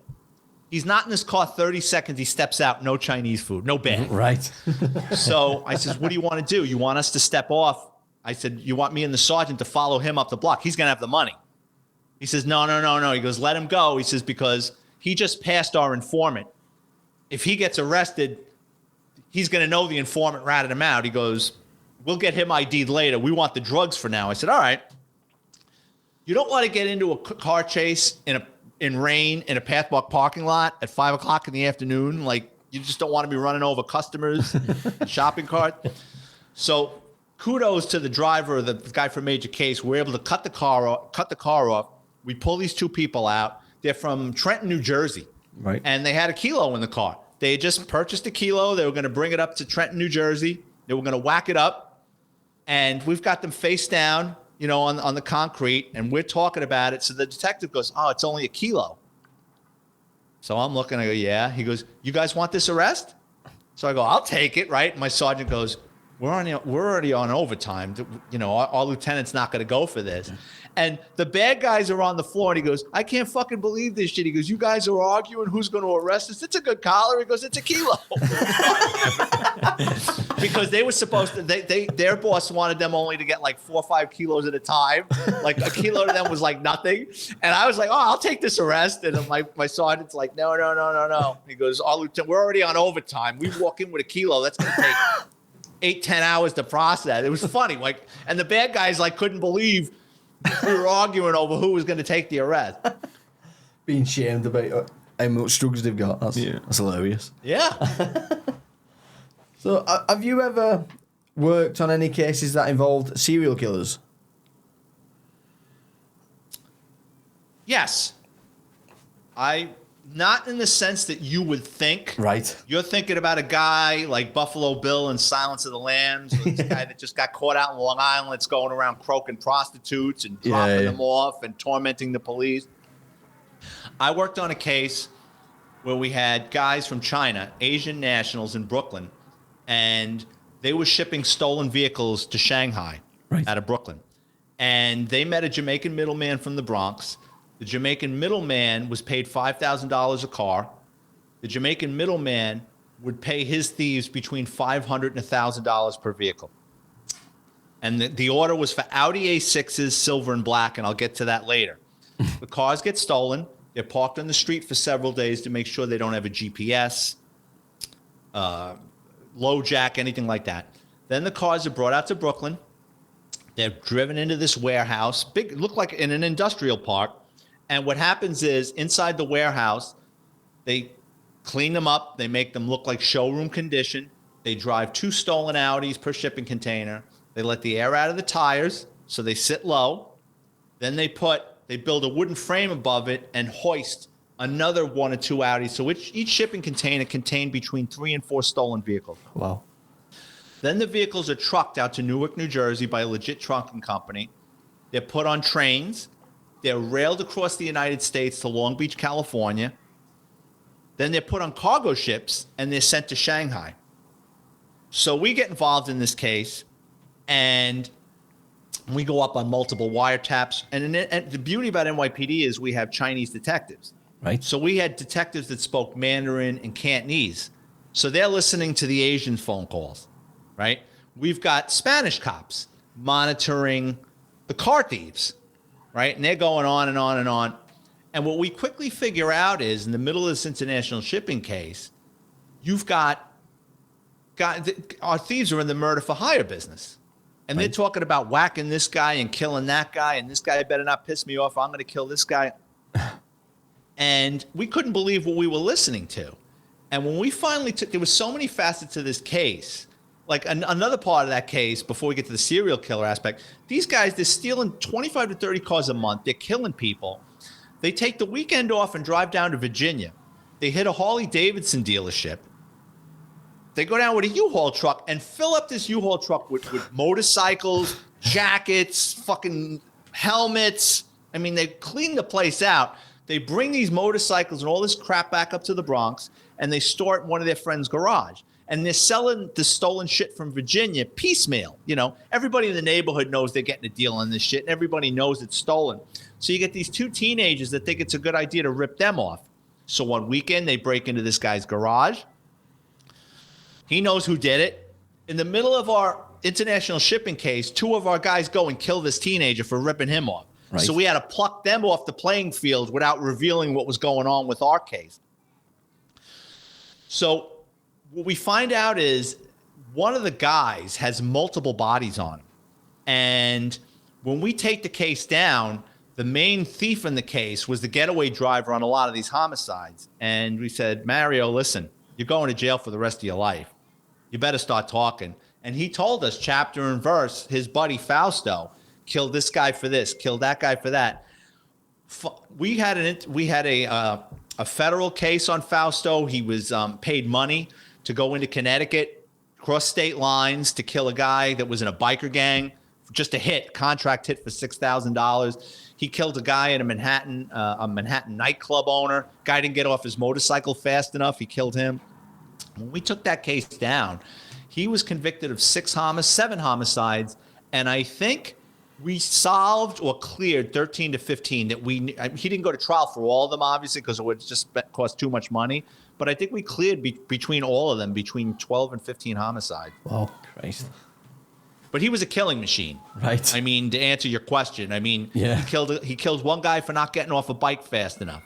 Like, they would roll up, they would go in like a wolf pack, and he would ride on the back of one of the motorcycles, and he pulled up to this guy, get off the bike, and the guy didn't get off the bike fast enough. He shot him. The guy fell down. He was in the way. He went over him with the motorcycle. Jesus Christ. That's evil. That's pure evil. Yeah, just killing for no reason then. Yeah, psychopath. It was fun to him. Yeah. Have you ever had to work with, like you went on about the Chinese nationals and that, have you ever had to work abroad with other police departments or other states in conjunction with a case? FBI? Oh, yeah. I've done cases with the FBI. I've done cases with the DEA, New York State Police, Westchester County District Attorney's Office. They were great. A couple of times we had guys from other agencies. I think it was from Virginia and Maryland came up a couple of times. Yeah, we've got a good working relationship with a lot of different agencies. Right. New York State Department of Motor Vehicles was great. They have their own investigative team. So is it not like in the movies then when you've something's happened and the feds roll in, it's like, oh God, here they are, here's the boys and stuff like this. Is it a really good? Depends on the federal agency and it depends on the agents. I found some. It's just like the NYPD. I found some to be very cooperative and really good to work with. And I found other guys, and not just the feds. I mean, the New York State Police had a couple of guys like that. Like it was like a fat kid holding all their candy bars and they didn't want to share. So, it just depends on, it's not really the agency as much as it is the individual. Right. So what's your take on bounty hunters? I never dealt with them. Right. In New York, and they really don't serve a purpose in the 5 boroughs because in New York City, every borough has its own warrant squad. Right. So in New York, if you don't show up to court, you get a warrant and there's people looking for you. Right. And if you're a real badass, then they have other units and warrants There's fugitive task force. There's no real bounty hunters wouldn't be able to keep up with the manpower of the NYPD and the feds that are rounding people up in the 5 boroughs. But in smaller, out in the sticks somewhere, bounty hunters, I guess, are useful. I've never dealt with them, though. Right. Okay. You ever been involved in a hostage situation, whether it be in an apartment or... No. In crime cases, like, have you ever been to a crime scene that stuck with you? Yeah. I've been in a couple of homicides. I walked in on a couple of homicides. Like, one was came over as a cardiac. My partner and I go up a couple of flights of stairs into this building, and there's a kid crying over his mother in the kitchen. It was a galley kitchen. I see a set of legs sticking out, and he's crying, "Mom, Mom, Mom." There's blood everywhere. The apartment's been ransacked. I finally get him up off the woman. She's been stabbed multiple times. The blood is dry and it's brown. So, if you cut your finger, it's bright red. Yeah. The longer blood is exposed to oxygen, the darker it gets. And he's crying, "Mom, Mom, Mom." And I just started asking him basic questions. It's not like I was putting the screws to him. And all of a sudden he got weird. Like, every question I asked him, he repeated. "When was the last time you saw your mother? When was the last time I saw my mother?" So that was odd. And then the apartment was ransacked, but then you quickly realize that it was staged. So when a burglar breaks into your house or apartment, they just want your shit and they're out. Things were dumped out of drawers, but the drawers were placed back in. Who has time for that? They're not tidy. Burglars just dump your shit and move on. They're not putting the drawers back. Her bag was turned upside down, and her credit cards and money was still there. That was odd. So the detectives take him to the precinct. I'm processing the crime scene. And when I get back to the precinct, I ask the detectives what's going on with the kid. And they go, we don't know if he did it, but he definitely knows more than what's going on. And the woman had 3 brothers that lived across the street in a building, his uncles. And the detectives told them that. They said, maybe you could talk to your nephew and see if you can get him to cooperate with us. And the kid didn't want a lawyer. He just wanted to go home. So once he asked for a lawyer, all bets are off. So they said, yeah, go home. Because they were going to get up first thing in the morning and show up on his doorstep and start again. Right. So in the NYPD, when someone dies, you have to, the first cops on the scene have to go to the morgue the next day to identify the body. So I was up, I go to the morgue, and it was in the Bronx. I guess they were between morgues or something. I show the kid the paperwork, and he goes into this refrigerated room. He wheels out a body. He pulls off the sheet, and it's a black guy with a beard. I go, "No, Hispanic female." "Oh." Goes back into the room, wheels out another body, pulls off the sheet. It's a Spanish guy. I go, "Dude, I didn't come here to see everybody that fucking croaked in the Bronx last night. I'm here for her." I says, "Let me in there." So I walk into this big refrigerated room, and it was like something out of a horror movie. Like, you got the light flickering above. It smells, even though it's refrigerated. And I recognize my handwriting. In New York, you fill out what's called a toe tag or a 95 tag. It's a little piece of paper with a string that you tie to the deceased's big toe. Right. I recognize my handwriting. I pull the sheet off. She's, covered in dry blood. It was terrible. So, yep, that's her. And I ID her. I go back to the precinct. And the detectives now are all high-fiving each other. Now this is like 1 o'clock the following day. They're all happy and high-fiving each other. I go, "What happened?" They go, "He gave it up." I says, "Well, what happened?" He goes, "We went to the apartment, and his uncles had him in the hallway. And thank God those detectives spoke fluent Spanish. There were a couple of Spanish guys. When they hit the hallway, they heard the uncles yelling at their nephew, like, what's going on? You know more what's going on?" And the kid admitted to what happened. And what it was is he was a crackhead. And he was stealing from her and pushing her around. And she said, "That's it. I don't want you here anymore. I can't sleep with you running around here. I want you to go." He took a knife out of the kitchen and stabbed her to death.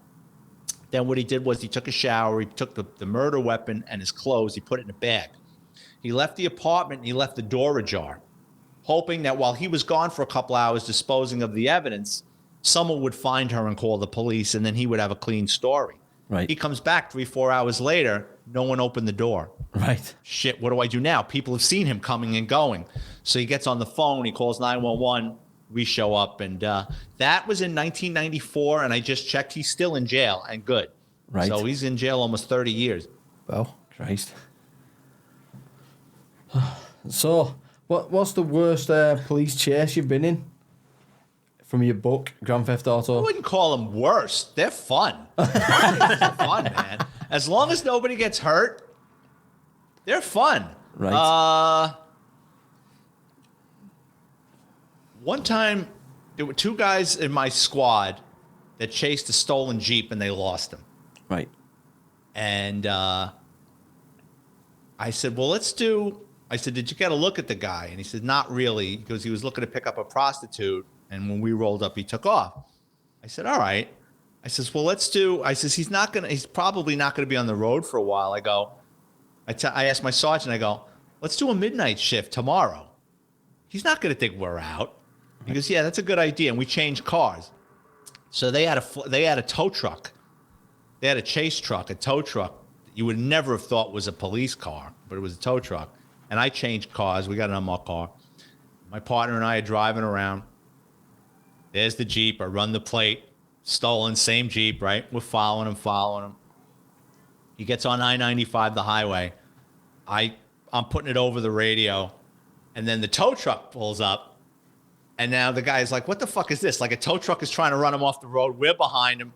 And the chase is just going all over the place. And in the NYPD, the dispatcher will ask if you're chasing the car, and everybody says no, we're following, even though she can tell the distance you're traveling is ridiculous, and she hears the siren in the background and the wheels screeching. So what'll happen is every borough has what's called a duty captain, and he's just monitoring everything. And he'll come over the air, and he'll say, Bronx duty captain, is that unit in pursuit? And you're like, negative, but he knows. What he'll do is he'll get on the radio and he'll start saying terminate pursuit. So I don't agree with this, but guys have done it. When someone tries to terminate a pursuit, guys will start keying their mic so you can't hear them, right? Which is dangerous because if the radio goes dead, now you're in no man's land. But we chased this guy all the way up into Westchester County in New Rochelle. He almost hit a New Rochelle cop, got back on I-95, drove back into the Bronx, drove into a construction site, bailed out of the car. We were chasing him through backyards on the midnight. We finally caught him. And he was actually one of the few guys driving a stolen car that went to jail. Right. So, yeah, that was a good chase. Right. So, when you said he's one of the bad guys that went to jail, why is more not going to jail? Depends on the borough. So, during my time, it seems like Manhattan's gone bad too. But during my time, if you committed a crime, auto theft in the Bronx, Brooklyn, you weren't going to jail for it. Not really. You'd have to have a record a mile long.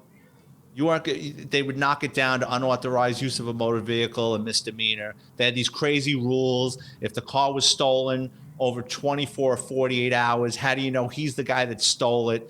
He said his friend lent him the car. It's like, well, he's got no ignition and no keys. He's driving it around with a screwdriver. But it's almost like the DAs would play defense attorney. Manhattan, Queens, Staten Island, they were tough on auto theft. But in the Bronx and Brooklyn, no, not so much. Right. Crazy. Have you got any questions? No, I've done all my bit. Yeah. I'm just fascinated by it all. I'm just listening to all the stories. There was a story last time that you told about a woman that came into the police station who'd been shot or something. Early in my career, I'm a rookie cop working in the South Bronx. It's in the middle of the crack epidemic. Yeah. And when I come in to get changed, there's this 90-pound crackhead in a 90, all dirty, crackhead, arguing with the desk officer. I go downstairs, I get changed, I come back upstairs, I'm getting ready for roll call. I hear the lieutenant go, Ferrari. And he called another cop, my partner. He goes, get her out of here. I can't make heads or tails of what she's trying to tell me. She's all cracked up. Just get her out of here. So we escort her out of the precinct, and she's yelling at us and cursing at us, and she leaves. I don't know, an hour, 45 minutes later, my partner and I get called to the hospital for a gunshot wound. So we get there. We go into the emergency room. There's our crackhead. She's laying on a gurney, and they're getting her ready for surgery. Yeah. And I go, where was she shot? He goes, she's got a small caliber wound into her calf. I said, oh. He goes, and the doctor goes, the crazy thing is, and she sees me and my partner. She goes, get these two fuckers out of here. They wouldn't listen to me. Well, so he goes, she says that she came into the precinct to report that she was shot, and you threw her out of the station house. I said, no. She must be mistaken. But she was so high, and she wasn't even bleeding. And she was so dirty that you didn't even see the gunshot. She was walking around just fine. The effects of drugs. Yeah. Brilliant. Well, we've been chatting for an hour now. It's been brilliant having you on again. Yeah, it's been great having you back. And anytime, guys, just let me know. Yeah. Well, I do want to ask where your book's available to buy. It'd be interesting. Yeah, just go on Amazon, and it's available in the UK. Just type in my name, Vic, Ferrari like the car. Yep. My Amazon books, my books will come up. They're $10 paperback, $2.99 ebook download. And again, if you want to hear my NYPD stories or like I said, I bring on ex-NYPD guys that tell their stories. The name of the podcast is NYPD Through the Looking Glass. It's available on Apple and Spotify. Here's the artwork for it. It's actually the same as the book, NYPD Through the Looking Glass. And if you want to get a hold of me on Twitter or Instagram, it's @VicFerrari50. Right. Give that a listen. Yep. Yeah. Brilliant. Well, that's all. Thanks for coming on. All right, guys. Take Brilliant. care. Sharing. Yeah, thank Cheers. you. See you later. Bye. Bye for now. Guys, when this is up, send me the link so I can promote it on my end, okay? Yeah, we'll do, definitely. yeah. Definitely will. All right. All right, Thank guys. you. Have a good weekend. And you. Bye now. Bye. Bye-bye. Woo! Loads of interesting stories. I once enjoyed again. that again. Just a shame the first one couldn't go out. I know, yeah. The first time we had a chat, yeah. But It we was got like different stories, weren't they, last time? But yeah. we got it this time. Tried to keep it fresh, even though only we knew the stories. Yeah. Didn't want to make it, weird, him telling us the same story twice. It's kind of like, did I? Well, I was hearing it all for the first time. Yeah. That's the quietest I've ever been. I noticed. Yes. Listening to all these stories, wow. You can imagine it, can you? Sound like a series almost. That was what I was like last time. You just sitting here like that. With your mouth open. You just start thinking of all these films you've seen, and you're like, fantastic it's almost how he's describing it. You start from what he describes, and if they're anything like his books, then it'd make a really good TV series or film or something like that. Or film series. But it catches you off guard because they were telling you all this story, almost like you're watching a Netflix episode, and then it'll stop. And it's like you're waiting in Netflix, to go to the next episode. Next episode, yeah. And it doesn't happen. You're like, oh, crap, I'm on a podcast, I need to ask a question. Yeah. What's his next episode not starting? Yeah, it's brilliant. Anyway, we'll have a minute. We'll make a brew, and then we'll come back and chat more rubbish then. We'll cue the music. Yep.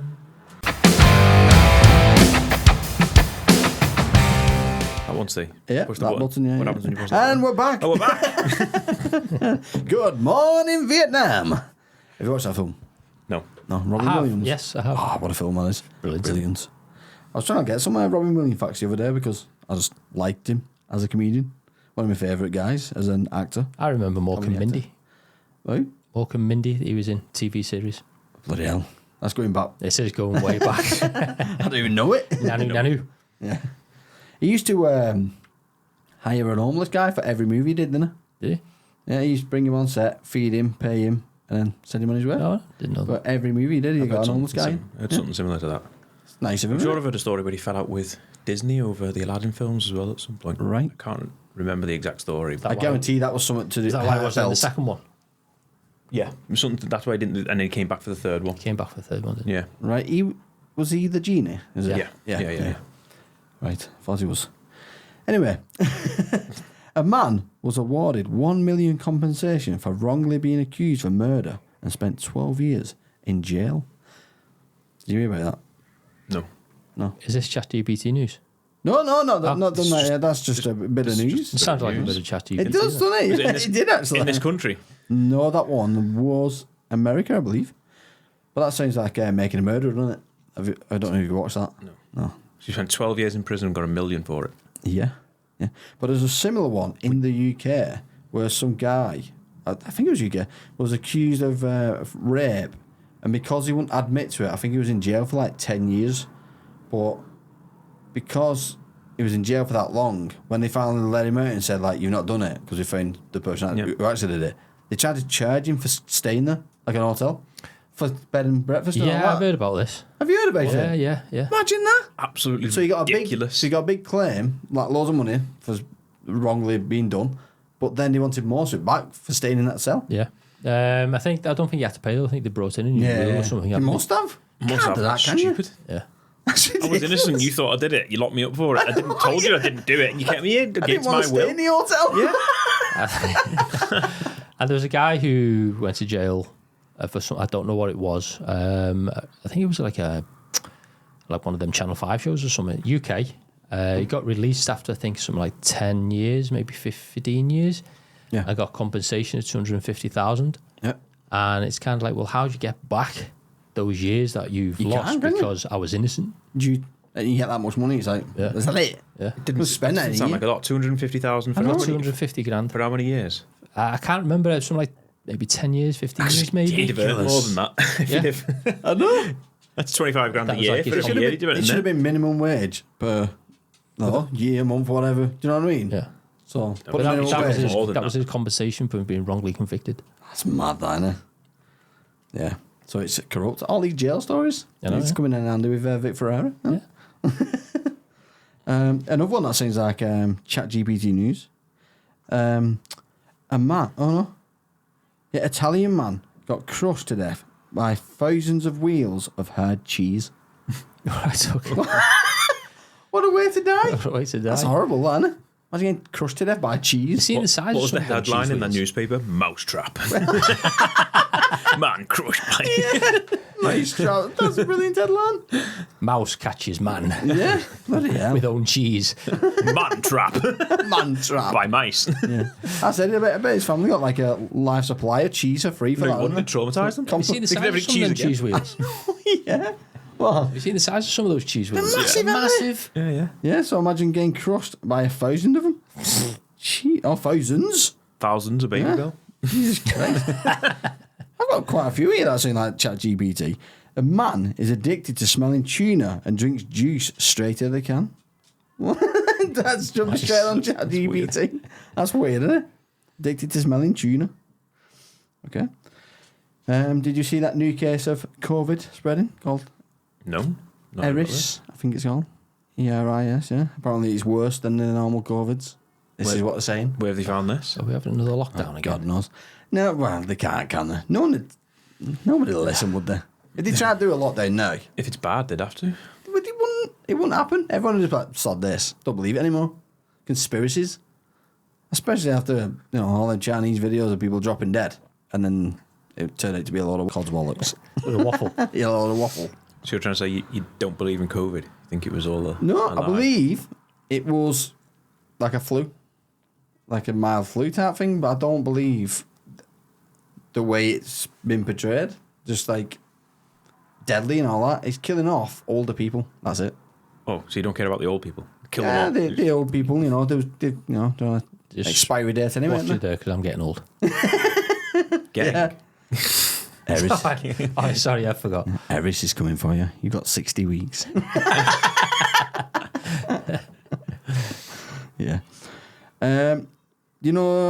In school, when you used to do the funny S, Yeah. do you remember that? Yeah. Do you remember how you do it? Yeah, I can remember. 3 lines. 3 lines and 3 lines below, and then you connect those 2 lines, and then you can whatever you want at the top. Well, a UFO. Do you remember? Oh, we need a pen and paper now. Do you remember it? You need a slate with me. So there's a marker pen there behind you. Do you want There's a pen to show him? Oh, yeah, normal pen. Just write it on a box or something. Just send it to him.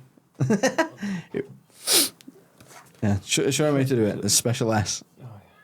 Do 3 lines. Whoever gets this In a mess up.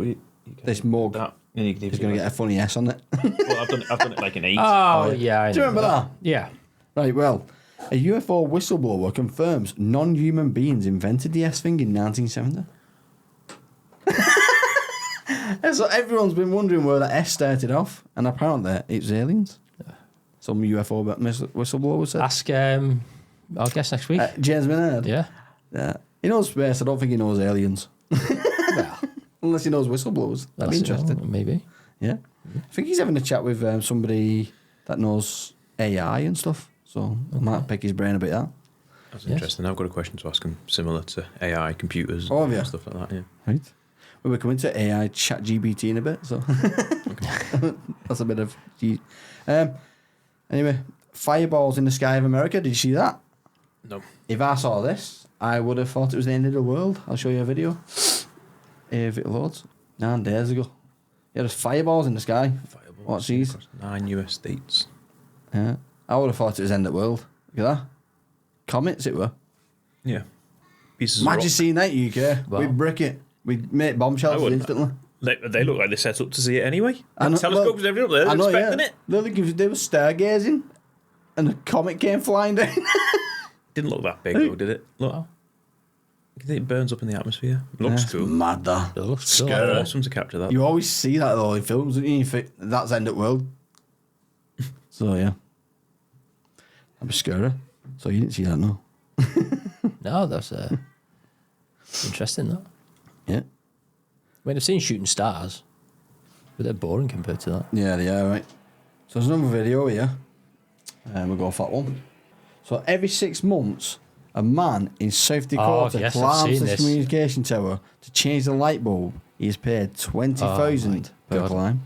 Yeah. So he gets yeah. 40 grand a year to change 2 bulbs. Look how hard that is. That's high. Good that though. We have to work 2 days a year. Yeah, 2 days a year. Because you're basically risking your life every time Someone you do it. does it as well in another building. I think in Dubai. Watch in a minute when it shows you bloody view, though. I know. Like, Jesus, that looks unsafe. But I'd do it. Imagine that being in. Would you do it, Dan? I think I would. I think I'd brick it. Once I get part way up and go, why have I started doing this? Yeah. As long as you clipped in, I'd feel a bit safer. Like, No, but look at that. Go up with the parachute and jump off and you when don't. it zooms out, that's creepy, that. Got to be fit to do that though, Steve. You can't even climb the stairs. I know, I'd be If you get knackered. halfway up there, I go, oh, I'm too tired to go down, I'm too tired to go up. It'd take me 6 months to get up and down. You have to take a tent and I know, you tie yourself up. Yeah, just stay there. So what other jobs were, like, other crazy jobs would you do? Like that? Would I do? I couldn't do Like anything weird like that 'cause of jobs. a height thing. Would you dress as a dog for a living? How much am I getting paid? What have I got to do? 40 grand a year. To just dress as a dog, what have I got to do? Yeah, you have to do this once a week. So Right. you're dressed as a dog, Yeah. and you just have to walk around town in a costume as a dog with, like, some celebrity owner. On all fours. Yeah, yeah. And you have to woof at people, let people stroke you. Once a week for once a 40 week. grand, How many hours in that once a week? an 8-hour shift. 1 8-hour shift, Yeah, 40 yeah. grand. Yeah. What? So I'm 8 doing hours it. a week. I'm Are you doing doing it. I'm doing it. I'm doing that. Yeah, gives it. Danny the dog. What kind of dog? I don't know. A poodle. Funny one. Well, I can't shrink down yet, so I'm not going to be a Jack Russell. A great Dane. He's busy, isn't he, today? Yeah, I'm busy today. You got lots of friends. I could just do that for a week and then What? just don't do it again. I've got 40 Oh, grand. no, it doesn't work that way. You have to right. do it all year. I have to do it for a year. Yeah. So I'm Get getting 40 grand at the end of it. 40 grand per week No. for the 52 week. So for 1 year. Yeah, 1 year is 40 grand. Oh, but no, 40 grand for the year of doing that so you're once doing a it week. once a week, yeah. And you only get paid 40 grand at the end of the year when you've completed it. So I'm doing that 52 times. Yeah. Do I get Christmas off? The celebrity that's taking you for a walk is Susan Boyle.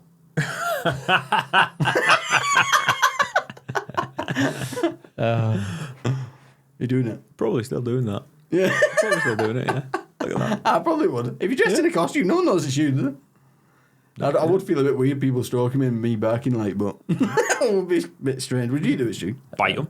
I probably would if they asked me to roll over. What? If they asked me to roll over so they could tickle my belly. Yeah, scratches. Have you seen that they've found the cure for cancer? I know, just drop that I in think- like it's nothing. There's got to be a catch here. I'd imagine it'd be bigger news if... I know, yeah. No, but it's all about BBC News and everything. So it's a cancer pill that attacks only the cells that has cancer on it. And it's 80% effective so far, and they're testing it on humans at the moment. That for all cancers or just All one particular- cancers. All cancers. Oh, okay. It attacks the cancer cells. I'll if I search it up now, see what comes up, see if it's not lying. Cancer pill. Yeah. Sky News. That appears to annihilate solid tumours is now being tested on humans. So you got 20 years to make that. Well, I think it's about time. Yeah. I always thought that the government was hiding it from us and just making loads of money on it. No, I think That's the example it's showing you there. I think part of the problem was I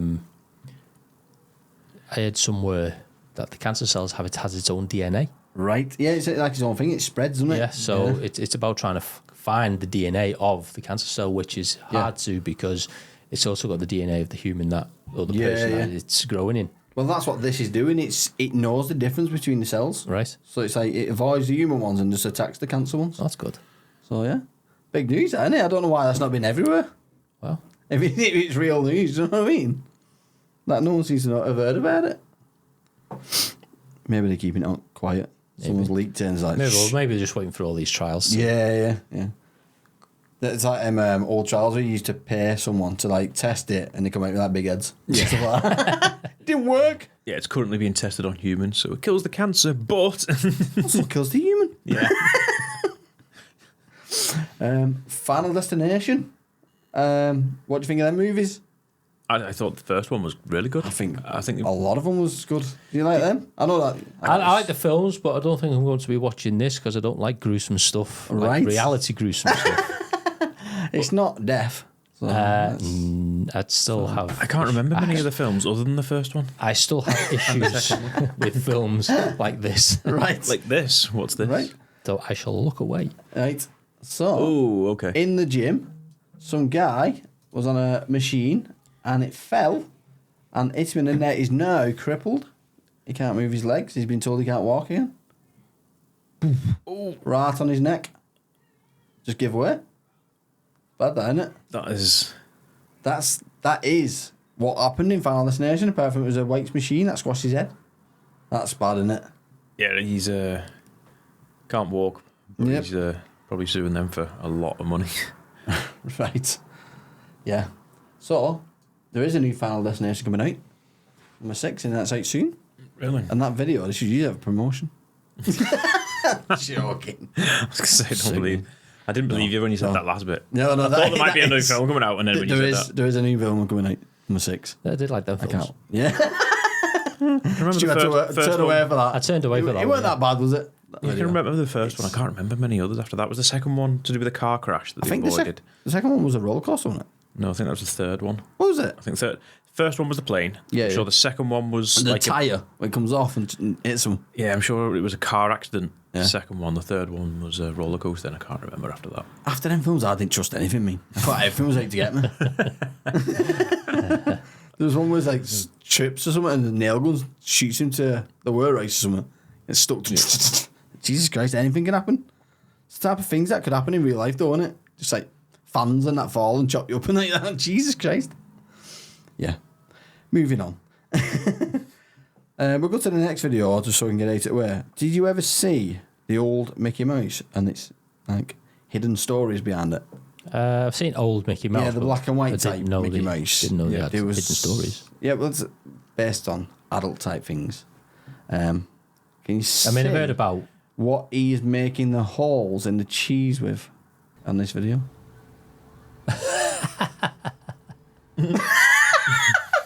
How did he get away with that? And then the guy in the back going shocked. We don't make cheese like that. How bad is that? Yeah, I bet there's so many videos you go back and Mickey Mouse wow. and How did he get away with that? I don't know. It's obvious in plain sight, I isn't it? suppose it's because there's so much going on. Yeah. You probably wouldn't even look at it. So back in the day, you just seen the cheese factory, didn't you? Yeah. On that clip. And then someone's looked at it, seen it like, how'd you get away with that? There's loads of stuff like that in Disney, isn't there? Like hidden things and you think, Apparently. Apparently like so. jokes and that. Yeah. Dirty jokes. Yeah. Yeah, I went to Viking Festival the other day. Oh, yes, we heard about this. Where was that? It was in Upton. If you know where that is. You know Upton? Up to... Also, where was my invite? I know, yeah. I was a bit gutted though You're because not they had no axes for sale. And I wanted to bring one Do you back. have to get the bus there? No, I had my car back. I went in the Dell's car. But I was gutted because I actually wanted to braid my beard. And there was no one doing it. There was actually someone braiding her, Yeah. but with them bloody pink, luminous band things. I was like, I don't want that in my beard. Should have. Bright pink things. That was funny, wasn't it? But yeah. Anyway, I went on to axe throwing Yeah. and didn't get an axe in the board, which I told you about, Yeah. which is annoying. I should have done archery because I'm all right at archery. I used to have a boy back then. So I should Don't have count done them plastic ones with suckers on the end. that. Oh, yeah, a proper one. I got one as a kit. Enjoyed it. Dartboard, Steve. Yeah, dartboard. There's dartboard. Dartboard and, bow and arrow. Same thing. Did you know that there's a spider that can create its own scuba suit? Yes, there's some spiders can survive in water. Yeah. If people think when you flush them down the sink or something like that, they create like a bubble around themselves. Well, these ones actually use the web to make a full suit so that they can breathe underwater. So they have a lot of oxygen in this suit. That's weird, isn't it? Spiders are evolving. Next, there'll be in spiders in space. Yeah. There might be. Might be spiders in space. Alien spiders. So, Dan, when's the last time you see a Jewish person? When was the last time I saw one? Yeah. I don't know. I can't tell you the. I don't know. Right. Why? Huh? Why are you asking that specifically to me? Stu, when's the last time you seen a twin? You found a Jewish person that looks like Stuart? No. No. I've seen Jewish twins over there, kids, and it blew my mind. Oh. I was just like, oh my God. What's the chances of that? They're Jewish. And the twins. Yeah, it's like, I'm getting all excited. I'd love to pick their heads. Quick, ask Should have questions. got them on for the show. You know what I mean? It's like full on, curls on sides and that. And it's like, oh, that's mad. Should have got them on for the show. Same clothes and everything. It was crazy. Like, I never thought to see that in my life. I was wondering where you're going with that story. I was wondering- like, Dad, when was the last time you saw a Jew? Well, But I was going to say 1945 in the war. Yeah.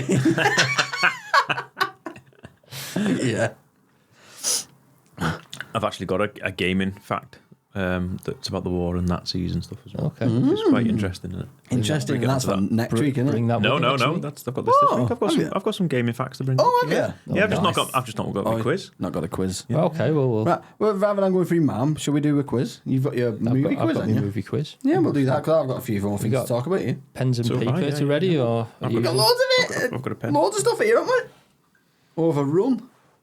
let me just find me. Oh, Liverpool. Liverpool drew. Who are they playing? Chelsea.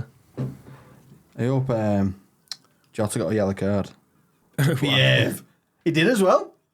Get in. I've put on my bet. Luis Diaz to score. I was watching it. First goal, Luis Diaz.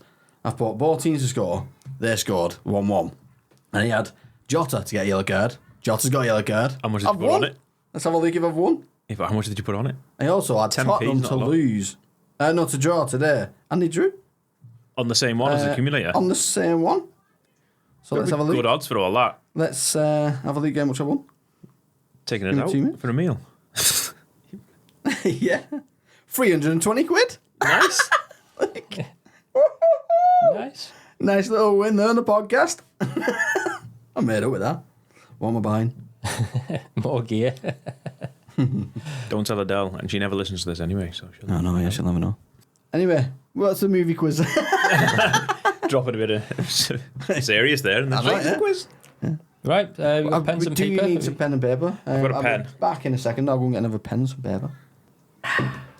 We're Here we recording. go. We're recording now. Yeah, we're recording now. After you slag me off. Well, that is pen as well. Isn't it? Right, it's nice. How many is it, this? 10. 10. Movie quiz. Need a jingle for We these. do need a quizzes, jingle, don't we? Just a general quiz jingle. Hang on. Movie quiz. Have you got a tiebreaker question there you in case we're drawing? don't we? No, I haven't. Oh, he's not prepared. Oh, What's the chance I of never- us drawing I never thought again? of that. again. I can't imagine that. Imagine if we do that. We get 10 into 10. Both of us. Should I tell you what I'll do before I get started? Well, Dan's wearing the top saying retry. Can't do that in this game. Can't retry. I'm ready for this. Excited. Right, got some questions there. What quiz are you doing next time, Steve? What? Right, You doing a quiz next time? I think so. Am I? are we ready? Don't know your own mind. Yep. Eyes down for the full house. Question one. No cheating. Who was the first person to play the alien in the 1987 film Predator before Kevin Peter Hall took over? That's the Arnold Schwarzenegger Predator. The alien in Predator. You're Yeah. trying to confuse us there, aren't you? Alien in Predator. In the film Predator. Yeah. I know that one, I think. Now, Kevin Peter Hall, who then went on to play the Predator, he went on to do which movie and subsequent TV series based on the mythical creature? I don't know who he is. This is for the movie only. Who is it? Kevin Peter Hall. No one really knows him. Right. But he played the Predator and this other. Another monster. Yeah. Innit? But I want the movie. Right. What other weird mythical movies is there? Got me. He seems to know. He's wrote it in. Nope, I've put a line through. Don't know any of them. Oh, really? Yeah, so I thought it was like, how good is he? So he's got to be about the same height as Predator. Mythical beast. I'm gonna go for that one. Yeah, go on. And then it follows on from that question. What was the name of the TV show? Oh, God. That film was based on. Where's this quiz done? very hard. don't. I haven't. I haven't seen the Predator film. Right. I don't know who the actor is either. So. Right. You not seen the Arnold Schwarzenegger Predator? No. Shocks me. I've never seen them. Okay, number 4. Go on. What film is the following quote from? Be afraid, be very afraid.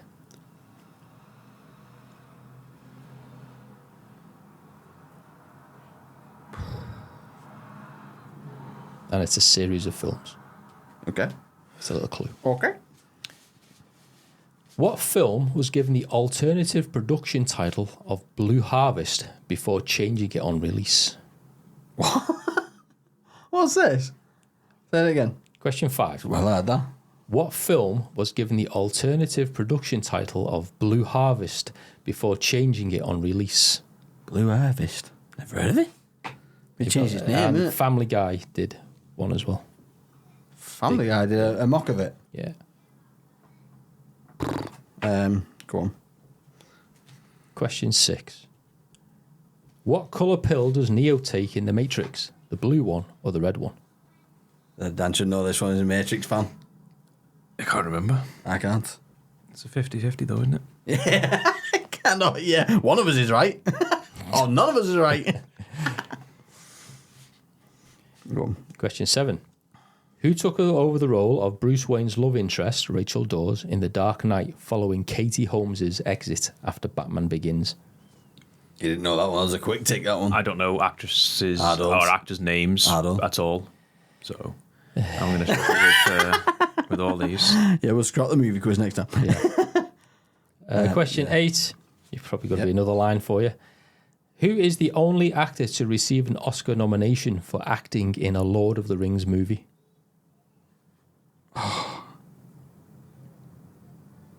I'm going to go with...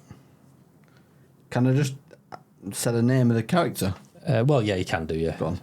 If you Just to can't name a character from if you Lord can't of the remember Rings. his real name. It's easier, isn't it? Go on, then. Question 9. This is where I've put a bloody Harry Potter character in. Dumbledore! What 1994 crime film revitalised John Travolta's career? 1990 what, sorry? 4. And what was it? Revitalised John Travolta's career. Yeah. You on? And you're done. Question 10. Who played the Green Goblin in the 2002 movie Spider-Man? Oh, I don't know his name. I know who it is. Yeah. Old wrinkly man. Sharp features. Yeah. Can't remember his name. What film was he in lately? Well, I watched a film with him in He's been lately. in quite a few films, actually. Yeah. Oh. Hang on. I'll put guy. Oh, sniper guy from John Wick 1. Yeah. I can't think of his name. It's the same guy. Yeah, it is. But I can't think of his name. I watched John Wick 1 the other day. It's like, that's the Green Goblin guy. So, Yeah. I can't think of his name. I don't know his name, so I'll put a line. Go on. All right. Answer to the first one. Jean-Claude Who Van was Damme. Jean-Claude Van Damme. Yes, correct. and apparently he got sacked because he wouldn't stop kicking. Right. Is that he played the Predator? Yeah, at first. Yeah, he played the... Well, they right. sacked him because he wouldn't stop doing like flying kicks and crisp kicks. All right. And he thought it was too action, like martial arts stuff. So they got someone else in Okay, I didn't know that. because he went like kick people.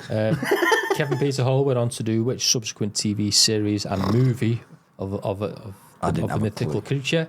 and it was Bigfoot and the Hendersons. Bigfoot! Come for Bigfoot! Do I get that? Yeah. Right. And Yes. the TV show which followed on from that was Harry and the Hendersons. Right, I won't get that because I've not put Bigfoot in that. What film is the following quote from? Be afraid, be very afraid. Do you not know? Don't know. I put Terminator. Aliens, Oh. the second one. What film was given the alternative production title of Blue Harvest? Star Wars. A New Hope? Nope. Nope. No. Empire Strikes Back. So it was Star Wars. It was Empire Strikes Did we Back. get half a point? It was both of us episode 5. Saying Star Wars. No. No. I just guessed the first one. Oh, right. Okay. What colour pill does Neo take? Red. Red. Red. Yeah. Who took over the role of Batman's girlfriend? Don't know. I put a line. Maggie Gyllenhaal. Yeah, I wanted to guess that. Who's the only actor to receive an Oscar in The Lord of the Rings? I put Gandalf. Hugo Gandalf is Weaving. Ian McKellen. Was it right? Yeah, Gandalf. Ian McKellen. Did you get it right? No. Oh. Yes, I smashed it. What film revitalised John Travolta's career? Oh, Sword. go Grease Lightning. Swordfish. Nope. Pulp Fiction. Pulp Fiction. Oh, I put Grease. Damn. And who played the Green Goblin? The sniper from John Wick. Well, if that's Willem Dafoe, then you've got a point. No. No. I You're not getting got another 1 point out for of 10 and it was the 50-50 Matrix one. 1, 2, 3, 4. I got 4. I won one. I had no clue on any of them. Yeah. I'm not good with actors, actresses, names, anything I can't like believe that. you've not seen The Predator. I've seen just clips. Predator? I've seen bits of it, but I've never seen the film. Wow. Steven's the winner.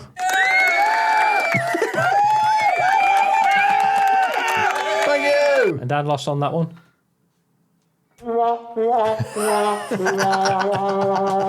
And is Stu doing a movie quiz again? No. It's the jingle that plays out on the movie quiz. You're not doing that again, no? No, don't think so. That was a bit I of think a... I think with a movie quiz you can't go with names like that. I don't know. Because I don't know what can't any think. actors' names mean. You got more than me. You got 4 there. Yeah. I got red or blue. I managed to get red. That's it. It's the only one I wrote an answer for. Heads or tails, you basically answered. Basically, yeah. It's just 50-50. That's brilliant. So anyway, what's your gaming facts? Oh, you want to go Back to you. on some Yeah. my gaming stuff now? Play the jingle. Oh, yeah. Same one. Gaming facts from Dan. Gaming facts from Dan. Come on now. Gaming facts. Play that game with the Gaming facts. Oh, I don't think I can follow up after that now. So the one I was mentioning before, when you were saying about the Nazis and World War, Yeah. apparently the game Monopoly helped prisoners of war escape during World War II. Yeah, I game remember. Monopoly The game Monopoly helped. prisoners escape during World War II. It did. It helped us How? escape. So I'll read this part. That's interesting. Now. Did you want to say? It did. Go on. I said, yeah, it did. It helped us escape. It helped us escape. I think that So- us is in England. English. The Nazis actually allowed Allied prisoners to play board games. So the British government was allowed to send them over games to play, basically. Right. And they sent them over a game of Monopoly, but instead they put tools in there to help them escape. Ah, right. I've heard about this, Just yeah. put it in the box of there. I thought they got it to get out of jail free card or something. So Just hand the Nazis a yeah, they get get, out of jail we card. can't do anything with that one. Dying. Yeah, so Just hand them over a load of they Monopoly money. had real banknotes in the Monopoly game, money, compasses, metal files, folded silk map, which was less likely to disintegrate Right. than a paper one, and they concealed inside the box to help them escape, and it worked. Yeah. Soldiers actually escaped. Right. But Yeah, I've heard about they that, all yeah. got metal pieces in Monopoly, didn't they? Could have used Yeah. that, like filed it down, So stab they someone. contacted, obviously, the creator of the Monopoly game and got Oh, sent did him they over. really? Yeah, yeah. Yeah, The like government. Shrink wrapped in that. Oh. Like, otherwise they'd check it, wouldn't they? So was the box They obviously, shrink wrapped yeah, in that, no, like they it was obviously new. checked the box. I mean, but you'll it have to was ask someone who was there. Within the box, like the walls of the boxes and stuff, Yeah, they have, like yeah. maps folded in there. Yeah. Right. Real seal it. Silk again. maps, real money, Yeah. files and stuff, and they used it and they actually escaped. Wonder how much that's worth now. Well, if you found it now. if you took one out with you. If you found one now, like in a jumbo sale, it's just like a Yeah. Monopoly box. You open, it's like Amazon stuff. You're like, whoa, what's this? I thought that was really interesting. It really was, yeah. Game of Monopoly to escape prison. Yeah. I'll come back to a Nazi fact in a minute after that. Oh, you got a Nazi fact? Well, not a fact. It's more of a story. Well, go on. So we mentioned Rubik's Cubes in work. We're talking about the guy who invented it, Erno Rubik. His name was. Is that what it is, yeah? Yeah. So is it after his name? Yeah, he created it by accident. He was a professor of architecture, and he built a twistable box with colourful rows on it, and to see if he could do it, basically, if it was possible to create it. And after he created it, it took him, how long was it now? A month to get it back together, to put it back. Yeah. So he made it by mistake. Well, not mistake, but, he's architect. He wanted to see if he could make something where you could twist all the sides. He'd done it, created it, messed it all up, and it took him a month to solve it, and then it ended up becoming the Rubik's Cube. I massively popular. I didn't get to finish it. He should have peeled the stickers off like Hardy. Stuck it back on. I used to be able to do it. Yeah. My daughter can do it. I can get most of the way through. I can't I've seen those people who can do it in like seconds. Oh, seconds. Oh, my God. Blindfolded and all sorts. My daughter used to have a certain setup and she'd be able to do it in 8 moves or something. And I'd be like, yeah, but you used to the pattern. Yeah. So one day I mixed it up. I thought he'd never do it. Came back, he was done. Yeah. She knows it, do it then. Yeah. I used to remember. I can't remember the last parts now. If I could get 2/3 of the way through, I don't have a clue. No. Me. I move one. It's like, that's moved now. I know. Oh, what do we do now? Like, I can't. That's give up. It's like in little slidey pieces, puzzles. You put one up, pull one across. I don't mind them. It should be dead easy. Yeah. But your head needs to be up there, and then you move the legs, and you're like, oh no, the legs near the head. Just turn it the other way around. Turn it upside down. He's playing it upside down. Yeah, I am. That's the problem. Okay, well, you're talking about COVID before and illnesses. Well, this game, World of Warcraft, helped scientists predict plagues. Why? So, World of Warcraft, what a game! In the game, there was a disease that spread around. He cast a spell that put a hard disease on it, but the game, it was only meant to stay within this area. It spread everywhere, so everyone started getting infected with it. Right. And it began to spread among all the players. Loads of the players actually died when they shouldn't have. Real-world scientists heard about it and have started observing to see how people helped inhibit the spread of it. So they looked to see how players were stopping the spread of this disease within the game and use that as research for how people could stop it in real life. Clever, isn't it? It's clever. It was an accident in the game that accidentally using gamers as mice, isn't it? Guinea pigs. Yeah. But it's a safer way of doing it. Yeah. Did they do it on Sly as well? Just watched. I don't know. I don't know if the scientists went, oh yeah, let's watch on the Sly. Or do you reckon he messaged them and said, we're going to watch you? I don't know. They probably just created characters and enjoyed it. They heard about it to see because it was affecting players that when it shouldn't, who were dying. People are obviously, how can we stop our characters from dying? And some mysterious character dressed in a science outfit just staring at you. What's going on here? Well, this next one I'll save for next week because that's quite interesting. That I can tell it now. I could tell it now if you want. Yeah, go on. Go on, tell us. How a deck of cards can outdo outer space. A what? A deck of cards, playing cards. Yeah. Can outdo outer space. It can outdo outer space. So the number of permutations within a deck of cards is massive, unbelievable. It's 8 times 10 to the power of 67. Right. It's 8 with 67 zeros after the amount that you can set up these cards, so that each time it'll be different. Oh yeah. Which is more than the number of stars in the Milky Way. Right. So there's more permutations in a deck of cards than there is stars in the Milky Way. Right. Well, blow your mind that. So if you shuffle a deck of cards... you was going to save that one for next week. I was saving that one for the space one to see. Well, Dave, you can still bring that up next week and give it to him and see what he says. So you could set it up with the cards. There's so many different ways. He's probably said I've done it.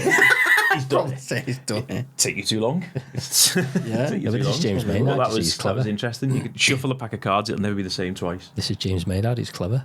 Yeah. He is. I thought that was more... That's very interesting. Yeah. And then second to last one, which is not really a fact. I thought it was quite interesting. So there's a simulator game that you can play as you simulate a truck driver driving around. Oh yeah, I've seen that game. Euro Truck. I don't know the exact name of the game, something like that. But companies that hire in drivers have paid that game to put adverts on billboards in the game for real life drivers that they need. Really? Yeah. Like so you'll be playing that drivers. game. Oh, look, they're advertising. Maybe I'll apply for that. Yeah, because they're enjoying the game. They think, I'll do that in real life. So they paid their game to advertise in the game on billboards. Well, it's a bit different, isn't it? We should do something like that. It wouldn't. Get some advertisers. But it wouldn't work, would it? Yeah, just because they can do it on there doesn't mean they can. You see, like, farming simulator. Doesn't mean I want to be a farmer. You know what I mean? Yeah, but you might get someone who wants to be a trucker. Yeah. You know, just one that ice flipper as well. You buy a rusty old ice and do it up. It's never that easy. You always end up in debt. So you never know. I don't know how many people they've actually hired from doing that, but it was a clever way to advertise. I wonder if Call of Duty will start hiring, people, nerds, soldiers. shooting. Yeah. Why not? Yeah. Billboards in Call of Duty. Join the army now. We need you. Yeah.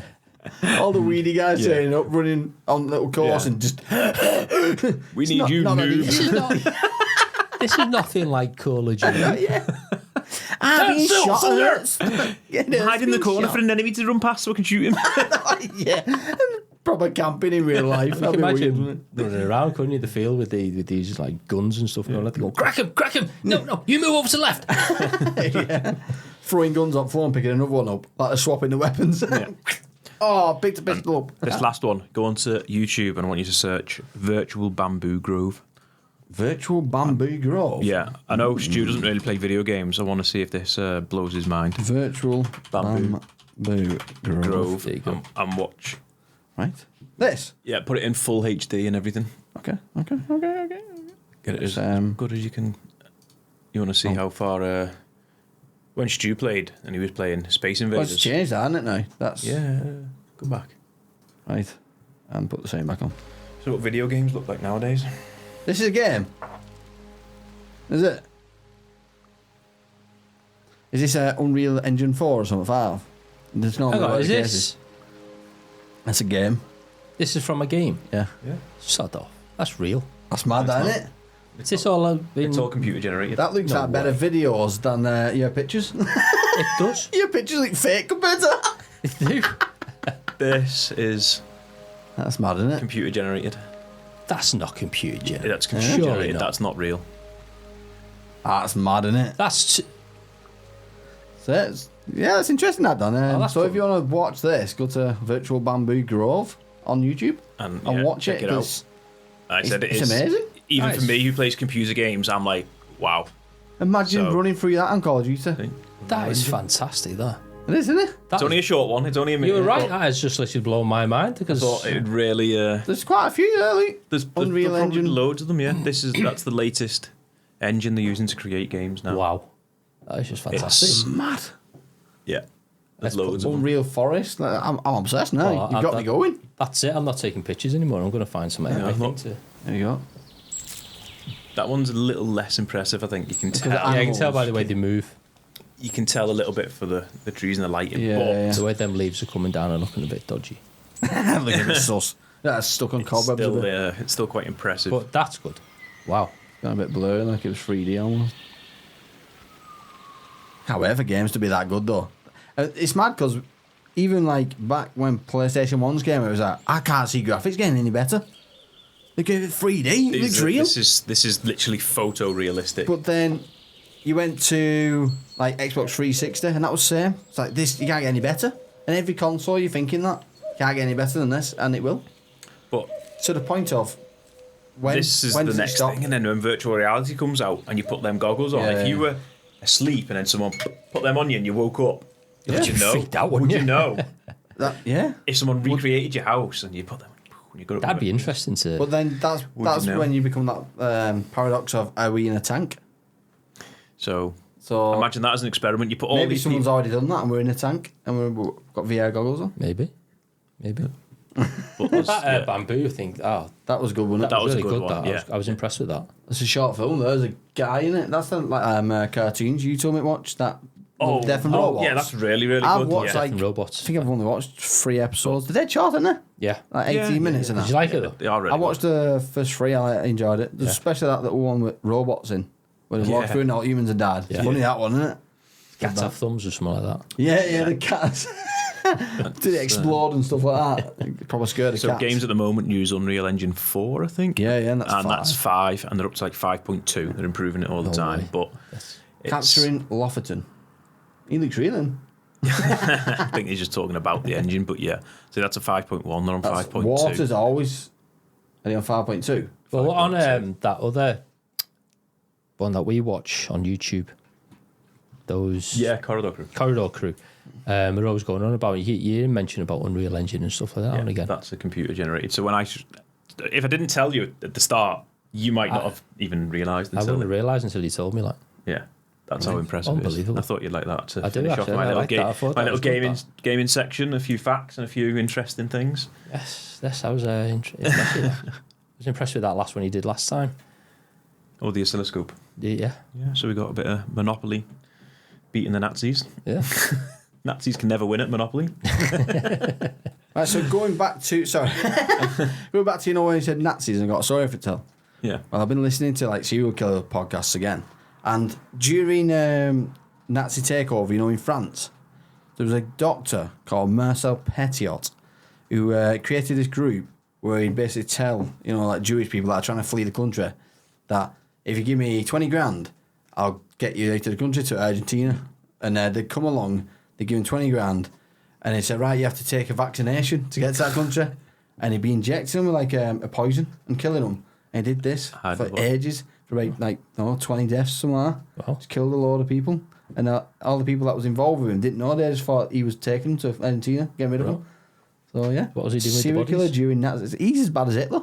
Yeah, what was he doing with the bodies? So with bodies, he was is he doing it to Nazis or to Jews that was trying to flee the country to get away from Nazis. Yeah. He was killing, taking the money, all the money, and so what he was doing to get rid of the bodies was he was chopping them up, putting them in his building that he owned. But when it got too many bodies, he tried to burn them, and that's how he got caught, because this building he had these bodies in, he didn't actually live in that building. So when a fire started in that house, everyone got a bit suspicious, and then they seen a lot of black smoke coming out. So they went to check the house out, and they found all these bodies. But when they locked him up, he then said all them bodies were Nazis. So they actually praised him for being a Nazi killer. So how did they find out they were actually... Then they actually found different body parts that said it weren't. It was these family members and stuff, and then it turned him. But he was a dead clever guy. He actually became mayor of the town at one point. Okay. He was a serial killer. Killing, yeah. That's mad, isn't it? Crazy. Yeah, it's gone a bit dark, hasn't it? Yeah, have you ever heard of the mangrove killifish? You can live out of water for 2 months. Are they still fish? Yeah, it's a fish. That's got to be in mid-stage of evolution, hasn't it? If it can live out of water for 2 months, when does it start getting legs? Yes, you keep it out for like a month and a half, and you just dip it in the water and bring it out for a month and a half, and it can live out of water longer than it's in water. I know, yeah. That's weird, isn't it? Yeah, that's a strange one. I've got a few more bits still, but we'll get to ChatGPT news because we've not done it yet. Yeah. Cue the music. Unless somebody else wants to do it. Read it out. You want to read it out, Dan? I'm fine. I've read my facts, my interesting things. I've done my movie quiz. Okay. Totem pole mysteriously appears on British cliff with no explanation. Aliens. Dogs are getting trained to detect COVID by sniffing armpits. A tick bite left a man with a life-threatening meat allergy after a Surrey woodland walk. That's unlucky, isn't it? 4 stowaways travel 3,500 miles in a tiny space on a cargo ship, but not to their intended destination. Caught wrong bus. Killer whales have been murdering and bizarrely mutilating great white sharks. And that's all of ChatGPT news. Over to you, Dan. What for? Over to you, Stu. It's not too bad in here today. Don't know what you're passing over to me for. It's the weather. Oh, you didn't say weather. You didn't say over to you, Dan, for the weather. I know, yeah. I don't think he's listened to the end of it. He's never listened to the podcast, has he? He hasn't, is he? He says he does. I've listened to two episodes. So what do you think of that? And which on that news got you a bit interested? The tick that made a man vegetarian is a bit mad, isn't it? Yeah. How's that happen? Yeah. What's the? That's because. How does it change it give him an allergy to meat, so he couldn't eat meat anymore. It makes you sick. So he'd want it. Yeah, but he wouldn't be able to eat it because it kills him. Yeah. So that is a weird one. Wouldn't be able to anymore. Going past them burger vans like that. Yeah. Knowing you can't eat them. Be forced by a tick to be vegetarian. That's like that rugby player that banged his head and turned out gay after it. Yeah, that one. I reckon he was gay anyway. An excuse. How can they make this? Apparently he got concussed in rugby, and when he came around, he fancied boys. I think he fancied boys, so started playing rugby. Yeah. And then he dug himself such a big hole. He's like, "How do I come out as gay now?" I went, "Yeah, oh, I'm gay now, not me head." Yeah. Have you heard about that killer whale one as well? Killing sharks. They was like sucking out their intestines and stuff. Oh. Man, was like biting the law and just sucking out their insides. Nice. And killer whales are evolving, aren't dolphins killing sharks. Yeah. Yeah. It's a certain. I think I don't know if there's any particular dolphin in mind and any particular shark in mind, but I know some of them swim up and kind of butt them. Oh, right. And it renders them. I don't know if it makes them like their version of unconscious or whether. Yeah, it's on the head, somewhere on the head. There's like a trigger point to a shark, and it knocks them out, and then they're just floating there, aren't they? Yeah. And you do whatever you want with it. So sharks have got weak points, which is funny because I'm terrified of them. You need to find them quick. No, yeah. So you can go swimming. Yeah. Here's a funny fact for you. Did you know that horses get farted on more than any other animal? By other horses or like just in general? Oh yeah, because humans are riding them, and farting on them. And, yeah, I suppose that's horrible, isn't it? Unlucky. I'm thinking wild horses. There's other horses going over and go, "Hey Steve, what? Got him again!" They're laughing in a field. Got him again. Horses just pranking each other. I'll get him back. You know, we talked about the fish that can stay into water for 2 months. Well, a scorpion can hold its breath for 6 days. So the scorpion's swapping with the fish. He's going in the water. A competition. No, But I can survive underwater for longer than you can survive on land. But you can't. Well, seeing as evolution, apparently we came out of the water. We were some kind of fish that jumped out of the water. I wonder how long it was before we were able to make that transition. I know, yeah. Because you couldn't just suddenly wake up one day. That's what I'm saying. I reckon this fish. He was the first one that did it. What are all that land, that dry thing over there? You want to try walking on that? You can't do that. Yeah, don't die. Let's try that. Well, this is a fish that apparently can hold his breath for 2 months, so I'm trying it. He's still not evolved. His name? Yeah. Gerald the fish. A cyclops skull was found from 10,000 years ago. A cyclops skull? A cyclops skull. I think that's probably more to do with someone who's born with a defect. Yeah, definitely. So I've seen the skull. It's a normal skull, but then like a big hole at the front where the eye is. So like it looked like it had a big eye, one big eye. I think that's more a birth defect from 10,000. Probably a defect. And it's probably where the Cyclops story even came from. There was someone, and it got exaggerated as a lot of things. It suddenly became in the middle of the head and stuff. Yeah. Like that. What other creatures would blow your mind? Did they find like a skeleton? A mermaid. A minotaur. Minotaur. Which one's that? The one with the body of a human, head of a bull. Is that the one? Top half of that'd be weird, wouldn't it? Top half of a bull, yeah. But that'd be possible as well, because you just get a normal skull and then have them the horns drilled into your head or something, glued. What about Medusa?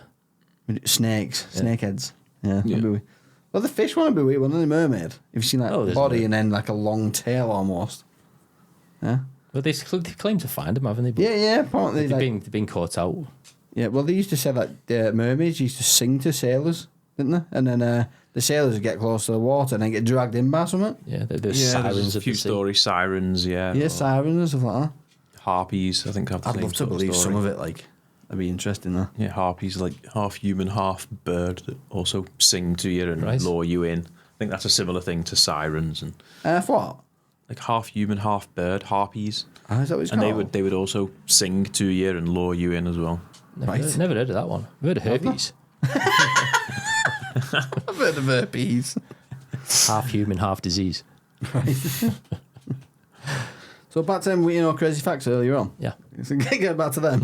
Yeah. 1 in 50 of us walking around with brain aneurysm. It just hasn't erupted. 1 in 50. It's not. No, I'm not saying that. What was that fact that you knew before? The birthday one? Yeah, that's 1 in 26. If you had 26 people in a room, there's more than 50% chance that they share a birthday. Oh, right, so it's slightly different. So, no, if you put 26 people in a room, put 50 in a room, you've got one guy definitely got an aneurysm. Yeah, so if you put 25 people in a room, there's equal chance that one of them's got a brain tumor as 2 of them share a birthday. How about put it that way? Yeah. 50% chance they share a birthday, and there's a 50% chance one of them's got a fucking brain tumour. Oh, you're wrecking me head now. If you're looking at a Victorian photo and one of the subjects in the photo is clearer than the rest, they're probably dead. Yeah, I've heard about this. So did you just pop them up? Yeah, they used to take family photos with the dead siblings, dead relatives. That's still like Mexico, isn't it? And prop them up on a chair or something, and they'd all be stood around. Right. I mean, that couldn't have been nice for the kids. That's Especially if their youngest sibling, like you've got 2 kids, one's 7 and one's 8, and they've got their little they've got their 5-year-old brother or sister propped up next to them. So these young kids and everything. So these kids, grandparents, that's parents, creepy, yeah. It's terrible, uncles. that. Yeah. She's been gone a while, but it's time you meet your nan and digging her up and getting her in a photo. Well, it was like that one you did with they put the relative in a coffee table. Yeah. Did you see that one? Did you hear about that? I think the nan died and they made her into a coffee table in resin. Crazy. And it was only halfway up, wasn't it? Yeah, They chopped her in half the body to make the table. submerged the top half in this resin and made it into a creepy, that. table. Yeah. Weird, that. Here we go. 60% of UK population feels like no one really loves them. I'm probably in that. What a depressing thought that is. I'm probably in that percentage. That's a depressing thought, isn't it? You don't believe anyone loves you? Yeah. I love you. Oh, thank you. See, I told you someone does. I wasn't going to say it. This one's a bit creeper, right? An octopus is flexible enough to enter your mouth, navigate your digestive system, and leave for Uranus. That's got to be some small octopus. That's got to be some kind of kink.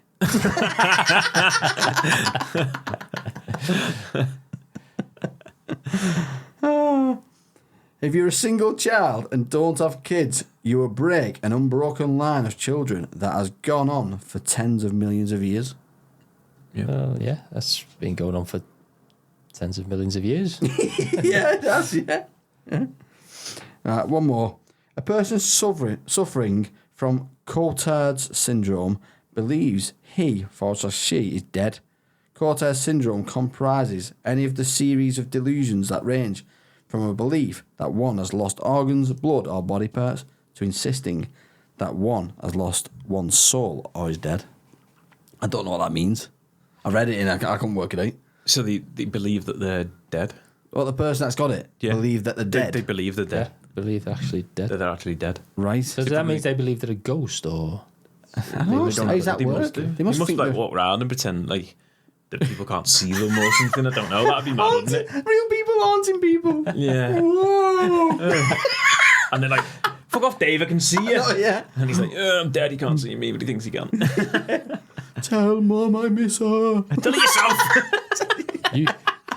You're not fucking dead, tell it yourself. Oh, you must be a clairvoyant then if you can speak to me. Yeah. It's like the film Ghost. That's what mediums are. I heard a condition over there. I can't. Oh, kleptomania. Have you heard that? Thieving. Yeah. That's weird, isn't it? Yeah. That you can't stop thieving. Can't stop thieving. Like no matter where you go. So if Stu was here, he'd be like that. Just rob me. and Rob me polo shirt that you said you liked. Yeah. Apparently that urge won't go away until they've succeeded robbing something. Yeah. So once that clears them, then start taking a drug. It's weird, that, You've got to keep doing it every day or every so often. Just keep up that. I first learned about that is you know that serial killer, that Nazi guy. Yeah. Well, apparently he had that, and he actually got locked up at one point for thieving, and they let him out because he had that condition. He can't stop it. That's weird. But yeah, that's all the weird, crazy facts. And I think we've done a long enough recording. I think we have. What have we got? 2 hours 24. Wow. We'll probably edit about 2 minutes of that. Yeah, there's a bit where I messed up pressing the button. So Yeah. cut that 10 seconds out there. That's funny, yeah. Yeah. Well, if you want to get in contact, go to email us at contact@getfact.co and go to the website, which is www.getfact.co, and listen to all the episodes on there and subscribe because we don't get any subscribers. Also, we had an email back in. Well, I say we had an email. I actually emailed them. It was Wes, our old listener. Oh, yeah. I emailed him to see if he was still listening because I was being a needy bitch. And he messaged back saying, yeah, I'm still listening. I've got a bit to catch up because I've not been working nights. I'm back on nights next week, so I'll catch up. Sound. So yeah, We've got 2 now. we've got 2 listeners again. Yeah, and I've actually got, I was going to say 3 when Dan pretends to be a listener as well. I've listened to 2 episodes. I'm not going to pretend No, I've listened to more. No, you said you was going to pretend to make an account and email in. Oh, yeah. It made me feel like we got 3. Yeah, and that's the end of the episode. I press this button again, yeah. Not yet. Not yet. Thanks for listening. Yeah, thanks for listening. Sorry, yeah. Thank you, Steve. Bye from Thank you, Dan. me, Steve, and bye Thanks, Steve. from Dan and you, Goodbye and from Jack. me and goodbye from him Yep. and them Bye and from us. us. Ciao for now.